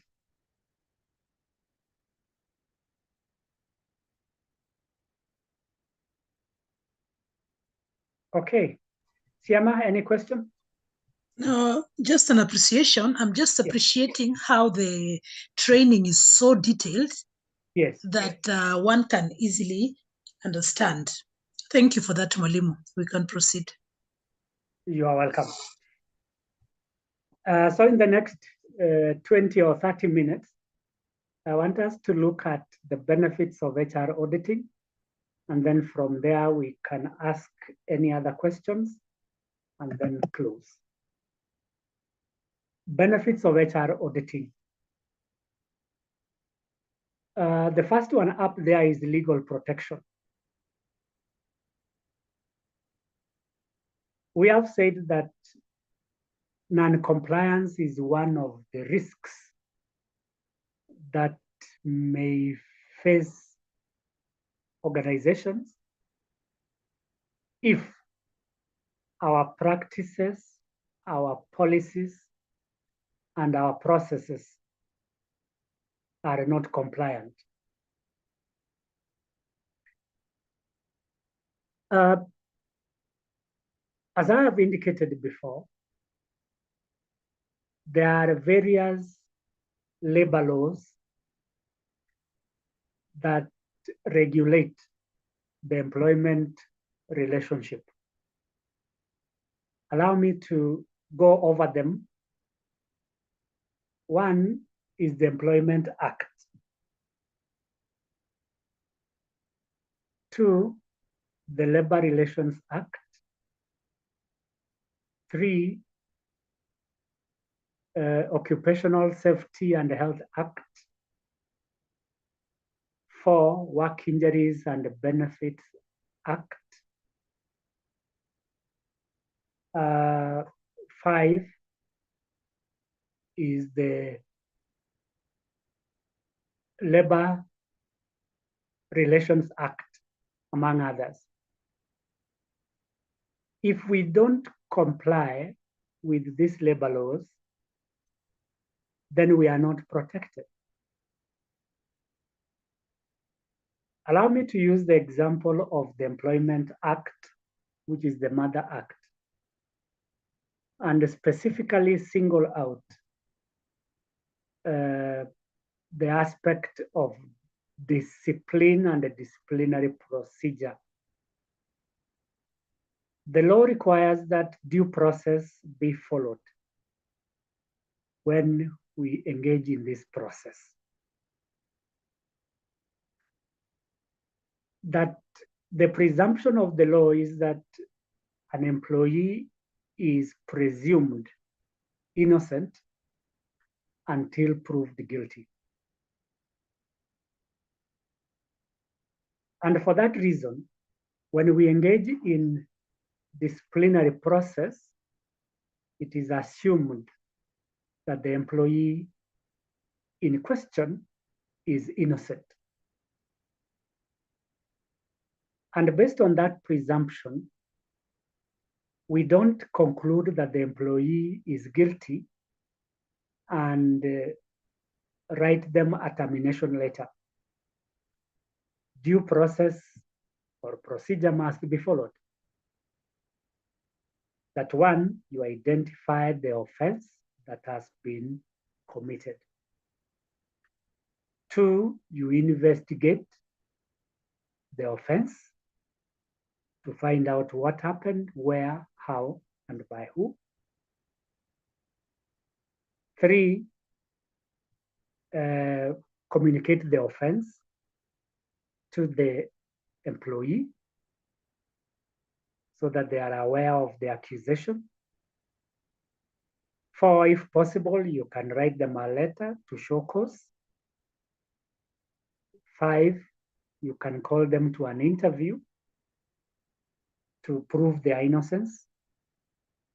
And if the disciplinary committee is satisfied that the offense was committed, then a termination letter can be issued. So briefly, that is a requirement under the Employment Act with respect to disciplinary procedure. If we don't comply, then that becomes a risk. When it comes to HR audit, we are able to identify the procedures that we follow when we undertake disciplinary procedure or any other procedures which are regulated. Even in redundancy, the Employment Act stipulates or gives provisions on the process to be followed by managers to declare somebody redundant or terminate a person based on redundancy. For example, it is a requirement that the employer reports the nearest labor office the case of redundancy. The labor office can visit the organization to satisfy themselves whether indeed this is a redundancy. And then the managers can prepare for the exit of the employee after reporting to the labor office. Without this process, an employee can go to court for unfair termination or dismissal. Because redundancy can be discriminative, or redundancy can be based on flimsy reasons. So to protect ourselves from those legal procedures, we need to audit. So auditing enables us to comply with the various labor laws. I'm sure all of us are aware of the other labor laws and the consequences that may arise. As I have indicated before, some of the consequences of non-compliance are: one, fines. A fine can be hefty. There are some organizations that have been fined up to the tune of 20 million shillings.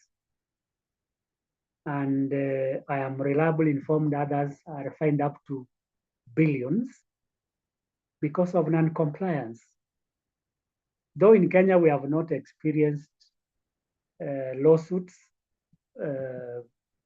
running into billions, but you can imagine if a court fines an organization something like 60 or 70 million because of an omission in the labor laws. Secondly, it could be closure. That's another consequence. An organization can easily close if it's not compliant. Allow me to use the case of OSHA and WIBA. These are two labor laws which are related to health and safety of employees. If the organization is very unsafe and very unhealthy, the possibility of being closed is very high. Why? Because it is a safety and a health hazard. I believe some of us are aware of cases where people have been killed in organizations, especially manufacturing, by forklifts or machines. A case in point is where an employee is banned while working in an organization, banned to death. This is a very serious case that can result in not only fines, hefty fines, but also closure of the organization if it is determined that the organization is unsuitable for working.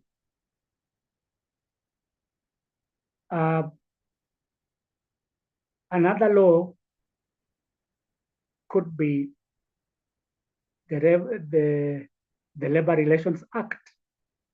That is our relationship between the employers and the employees, where employees have a right to join unions of their choice.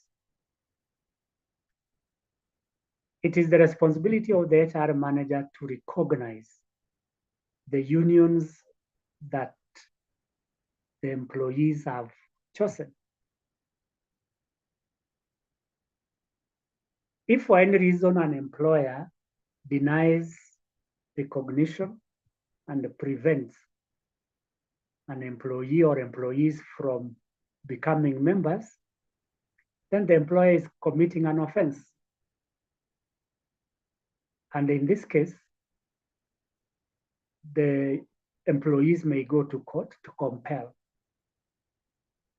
the employer to recognize the unions. In some cases, employees go on strike to protest against certain aspects of employee relations as the labor relations. So when employees go on strike, it means that work stops. If it goes on for a long time, then again the organization risks closure because it's not producing. And even after the strike has ended, the employees might have exited and the organization may have a rough time or a difficult time to recruit qualified staff. Or there could be injunctions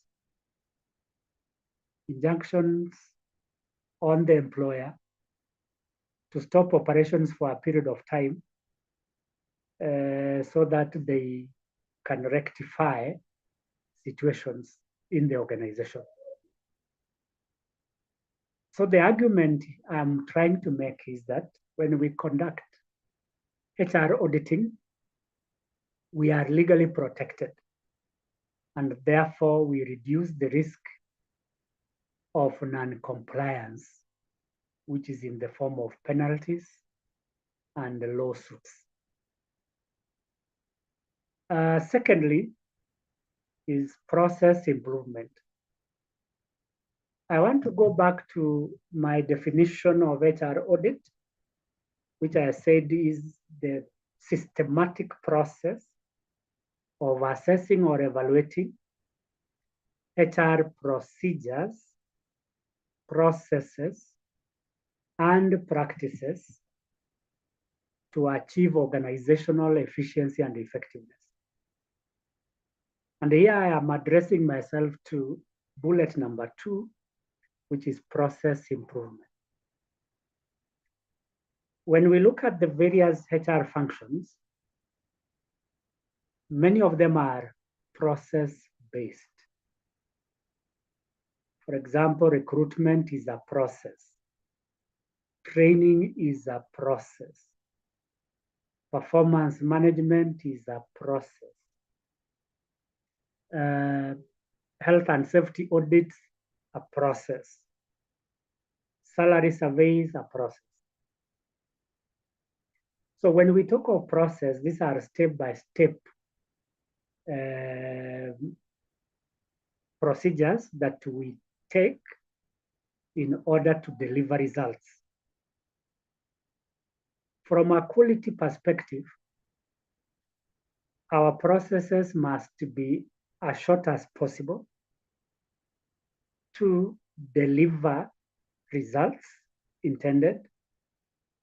And 3, they should not be costly in terms of time and money. So when we conduct HR auditing, we will identify various processes and procedures. And within these procedures, we identify gaps or areas of weakness, or identify areas of strength which could be used as opportunities. So it is the intention and objective of HR auditing to improve processes. And like I have said, through HR auditing, we are able to streamline those HR operations.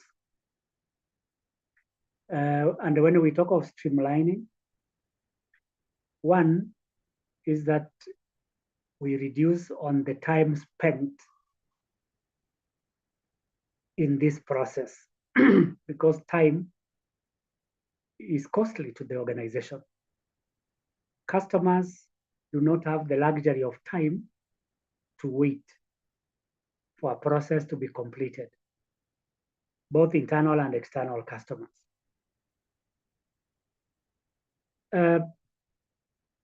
Now that we are talking about timeliness of our services, it means that we have to adopt technologies as part of the recommendation of HR audit so that we reduce on the time taken. Going back to history, many of our processes were manual. Application was manual. Shortlisting was manual. Interviewing, manual. Onboarding, manual. And almost everything was manual, which took a lot of time and money complete. When we conduct HR audits, we are able to shorten the time for undertaking those processes. Allow me to use the example of recruitment and selection. Today, organizations use automated systems to monitor the applications of employees. So once our position has been advertised,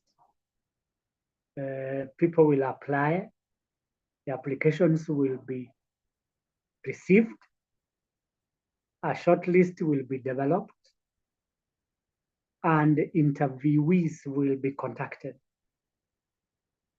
This is an automated tracking system, which I have called ATS, automated tracking system. This helps us to monitor the application process. And if there are any gaps, we are able to identify them in real time. Another process is training and development. Today, we can use automated systems to identify training needs. Long gone are the days when we used to give people questionnaires or interview them physically to get information about their training needs. So an HR audit will help HR managers to streamline training and development processes. And that also includes introduction of an LMS, learning management system, where learning materials are incorporated into the system. And the system is integrated into other learning resources. And then the employee chooses the modules they want to learn. They read, they answer or do tests, and also share their knowledge with others. So LMS is another new improvement And this has come as a result of human resource audit, which has identified learning gaps where learning management systems could help improve training. Even evaluation of training as a process can be improved through technology. There are other areas like performance management, which could also be streamlined, and that we can get real-time data on the performance of employees. How do we get this? It is by deploying systems, and such a system could be a dashboard where employees and managers can post ideas, can point out gaps or problems, or can give new insights on how to improve on any of the activities of HR, including innovation. So process improvement is one of the benefits that we get from auditing the HR function. Number 3 is that we make data-driven decisions. The importance of data-driven decisions cannot be overemphasized, especially in today's work environment, where data is the driving force of almost everything that we do as HR managers. Allow me to mention something about data-driven decisions, particularly the big data. Big data refers to the vast amounts of data that we generate, store, and share either within or outside the organization. It is big because there is a lot of data that is being generated or transmitted. And as HR managers, we have a responsibility of identifying which data is relevant to us, much as it is in volumes, and process this data to make decisions. There are several aspects related to big data. One is the volume, the amount of data that we process or share. 2, velocity, that is the speed at which data is being processed or shared. 3 is the value, that is the use to which we can make this data. So based on these 3, HR managers should now process this data, identify which data is suitable, which is relevant, and data that is not risky, so that we make decisions. So which data do we need? We need data related to employment. And again, I go back to the functional audit, where we are talking about recruitment and selection, training and development, performance management, reward and compensation, among others. There's one that I've not mentioned, which is human resource planning. And again, I want to believe that we have human resource plans in our organizations. These human resource plans help us to forecast future human resource requirements and how these requirements can be met.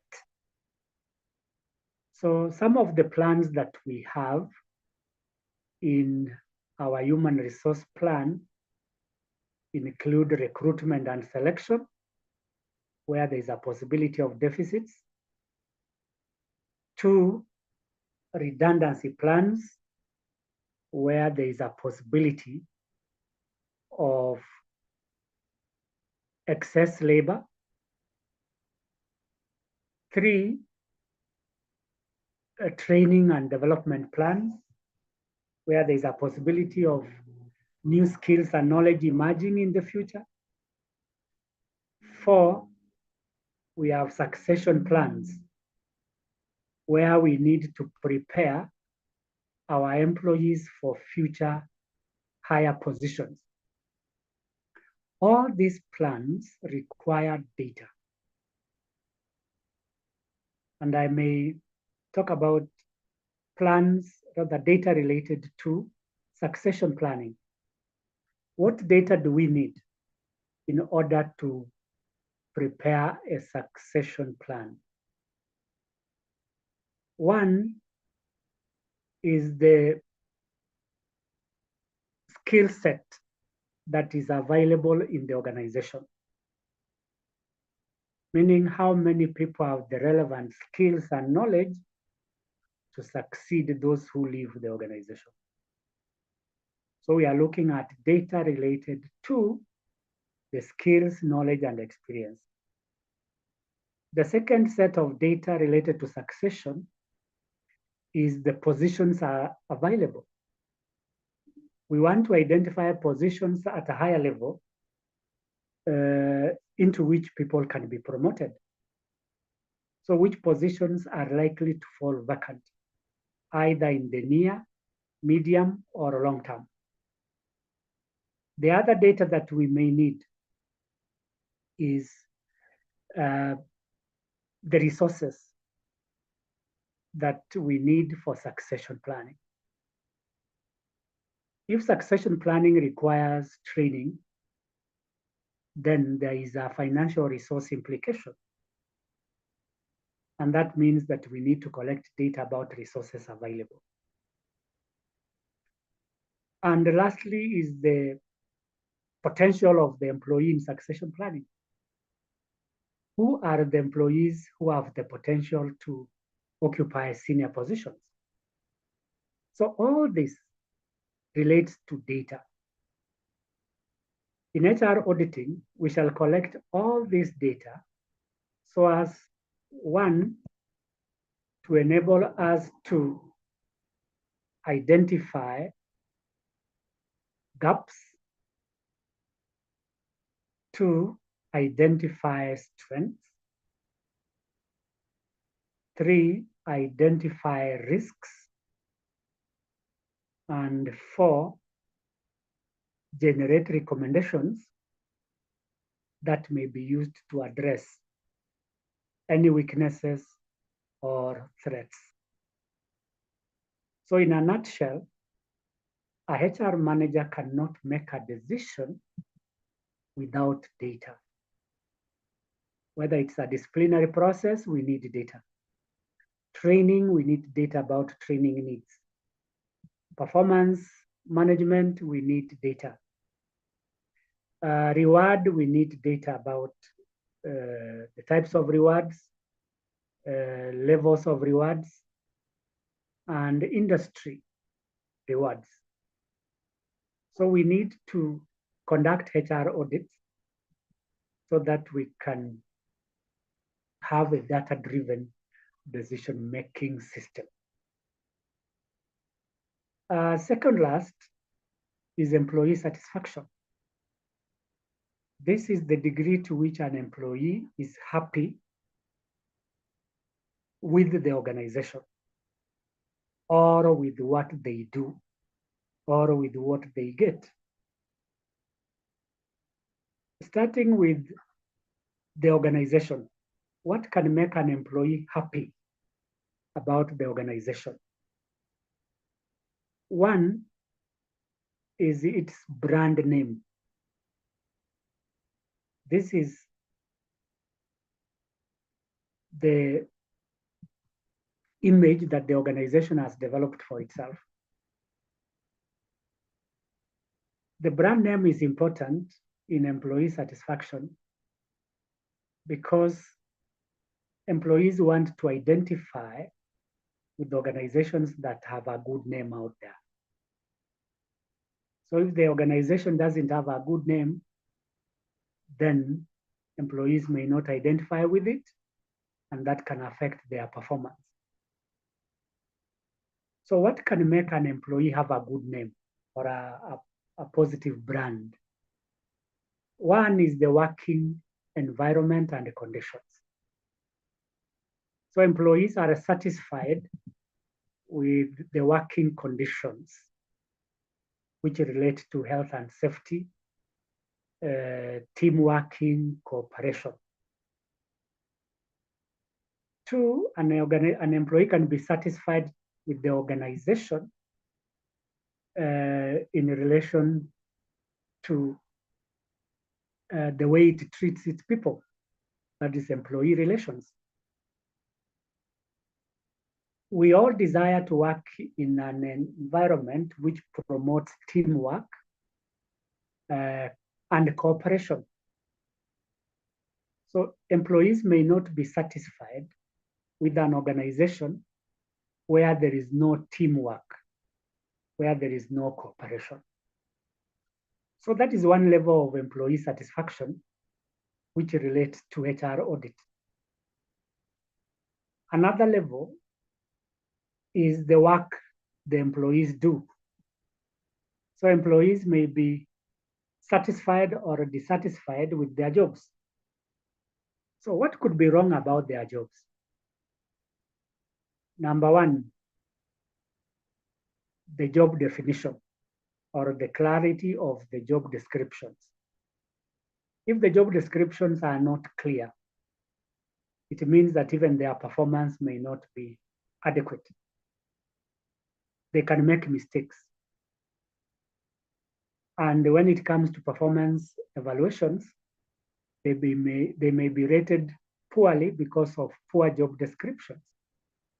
And that can be a source of their job dissatisfaction. Secondly, in relation to what they do, is the support they get, either from their immediate supervisors or from their colleagues. If there is no support, if there is no good working relationship, then that organization is toxic. Nobody wants to work in a toxic environment. Toxicity leads to dissatisfaction. And that is why employees leave if they are not satisfied with their jobs. Another level, which is level 3, I said there are 3 levels of satisfaction. One is the organizational level, 2 is the job level, and 3 is the payment. The payment that people get after working will cause satisfaction or dissatisfaction. What can cause dissatisfaction with respect to payment? One is unfairness. If a person works so much and is paid so little, that means that the payment is not commensurate with the work. So that causes dissatisfaction because the payment is unfair. Secondly is inequity. We always ensure that employees get relatively equal pay with those in identical or similar offices. If people are working in the same department, holding the same positions, and probably reported at the same time, and yet the payment is different, then that payment is inequitable. It is not fair. And employees can be dissatisfied with inequitable pay. The other aspect of pay which employees can be dissatisfied with is external or market rates. Usually we compare what we get with what others are getting in other industries or similar industries. So when I compare what I get and what others get in the same industry, there is a likelihood of disparity. And the chances of employees looking out there for the greener pastures are very high, hence the greener pasture syndrome. So if we want to ensure that employees are satisfied in our organizations, we need to conduct an audit of the organizational environment, an audit of the job descriptions, an audit of the HR functions, and an audit of the rewards and compensation. Why do we need to do this audit? In order to develop a culture of employee engagement and identity. So we cannot possibly attract, retain, and utilize employees effectively if our HR practices, our HR systems, and HR processes are questionable. So HR audit helps in ensuring employees are satisfied, and a satisfied employee is likely to remain with the organization for a long time, is likely to be more productive, and is also likely to refer others to come to the organization. It's also a way of promoting talent when we conduct HR audit. Talent in which way? That probably our recruitment and selection processes or a system is inadequate, meaning that we end up with employees who are not qualified, who do not have the relevant skills and knowledge. If this is talent, then we might be losing out if we do not do a proper HR audit in recruitment and selection. And again, the way we utilize this talent also counts.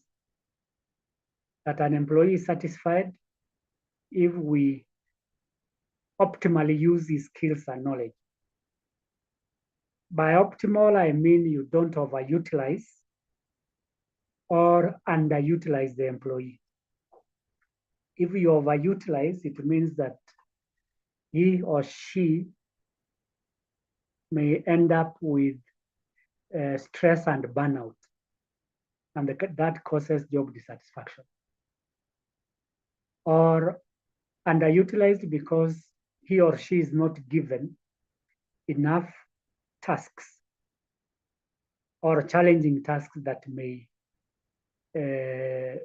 engage him the whole day or inspire him to be innovative.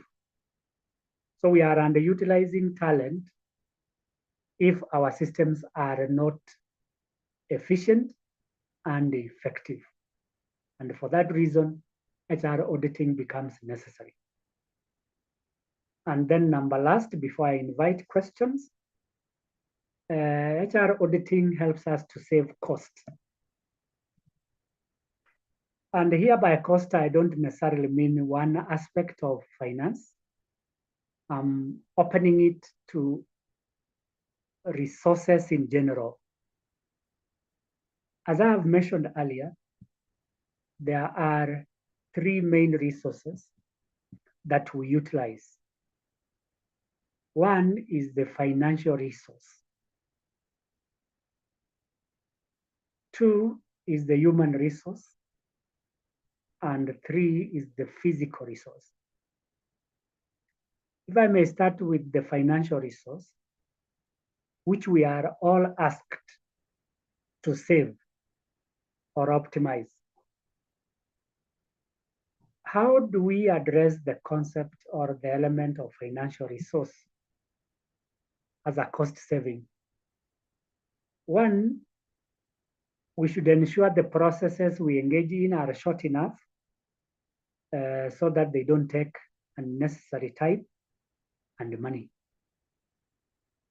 Two, if our workforce is bloated, meaning that we have excess employees, then we are not saving cost because of the payroll costs. Meaning that we should look at our payroll and identify areas in which we can reduce cost. So when there is an element of the excess labor, then we may declare some people redundant and they eventually have to terminate their contract through retrenchment. However, we should be careful not to retrench employees before evaluating or auditing their value to the organization in terms of skills, knowledge, and innovations. Because we might lose those innovators, the competitors, just because we want to cut costs. The other aspect of cost is training. Those of us in government or agencies are already feeling the pinch that as a policy, government has frozen most of the trainings, except those necessary ones. So with the freeze on training, it means that our budget on training has to go down. And even then, the people we take for training should be those that are likely to add value. Much as we want to give equal opportunities to everybody, our focus should be on priority areas so that as we train, we are looking at one, the bottom line of the organization, and two, the survival of the organization. If there are skills and knowledge that determine the survival and the bottom line of the organization, those are the ones to be trained. Instead of training everybody, which could be costly to the organization, especially in the current financial and non-performing environment. So that is about saving costs from the HR perspective. There are several ways of cutting costs. One, reducing unnecessary processes. Two, reducing unnecessary labor. Three, conducting only necessary training. And four, ensuring that our payroll is not so much that we cannot afford. So as a way of conclusion, HR auditing helps us to cut costs. Cost on those three areas are focused on financial cost. There is also the element of human cost, where too many people are performing the same or similar jobs or roles. That causes redundancy. or duplications. So through HR auditing, we are able to identify roles that are duplicated so that we eliminate them, and in the process, we cut costs. On the third resource, because I said there are three resources, financial, human, and therefore the third one is the physical resource. These are machines, tools, equipment, which are used to produce goods and services. As a way of cost saving, we must ensure that the machines are repaired. For example, vehicles. We are custodians of HR assets, rather organizational assets. We should ensure that our vehicles are serviced, because unserviced vehicles can be very expensive if they break down. That's a physical resource. Another physical resource is computers. We should not buy too many computers in a way that some of them can be idle, or have too few where employees have to share. We all know that it is not possible to share computers, especially in a demanding environment. So much as we want to cut costs, we must have one computer per person so that we don't have any that is in the stores which is not used. Machines should also be allocated and used effectively. Any machines that are idle, it means that there is a cost to it. Machines were not bought to be idle. They were bought to process, either process goods or services. So HR auditing helps us to identify gaps in all those areas, whether it is human, financial, or physical resources, in which we can cut costs. So ladies and gentlemen, we have discussed in detail HR auditing and how it is done from beginning to end. I believe that I've shared my knowledge to the best of my ability. And for that reason, I want to invite anyone who has a question, a comment, a complaint, or even a compliment. The floor is yours now before we close.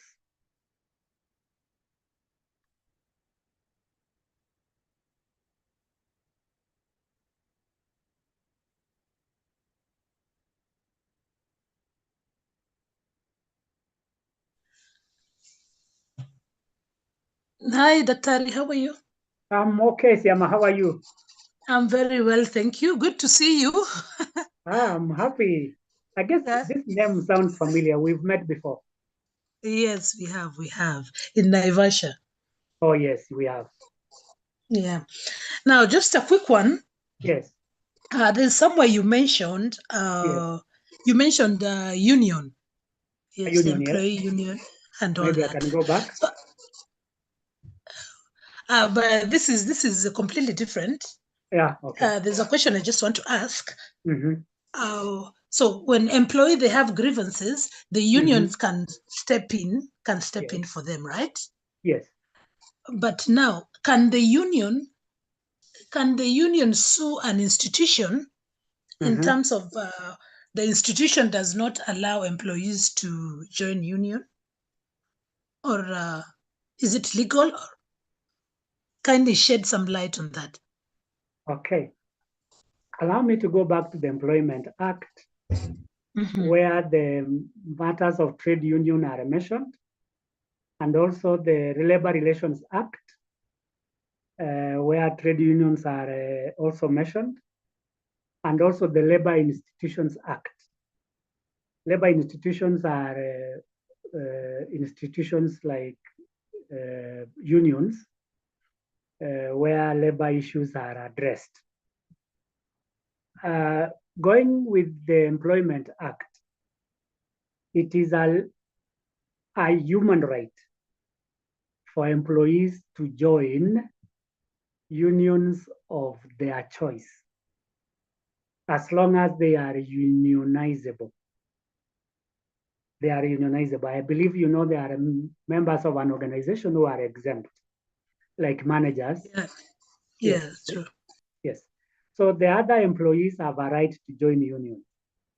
So the responsibility of the employer is to facilitate the employees to join unions. So in the likely or unlikely instance where employers refuse to recognize employees' unions or to allow them to join unions, then the employer is committing an offense. And the employee or the union can go to court to sue, because this is a right, and employees have a right to expression, either directly or through representatives. And in this case, the representative is the union. I guess I've answered your question. Thank you very much. That is understood, well understood, and well explained. Thank you. You are welcome. Any other question that you may want to ask? Maybe I can go back to the beginning and look at whether we have achieved our objectives.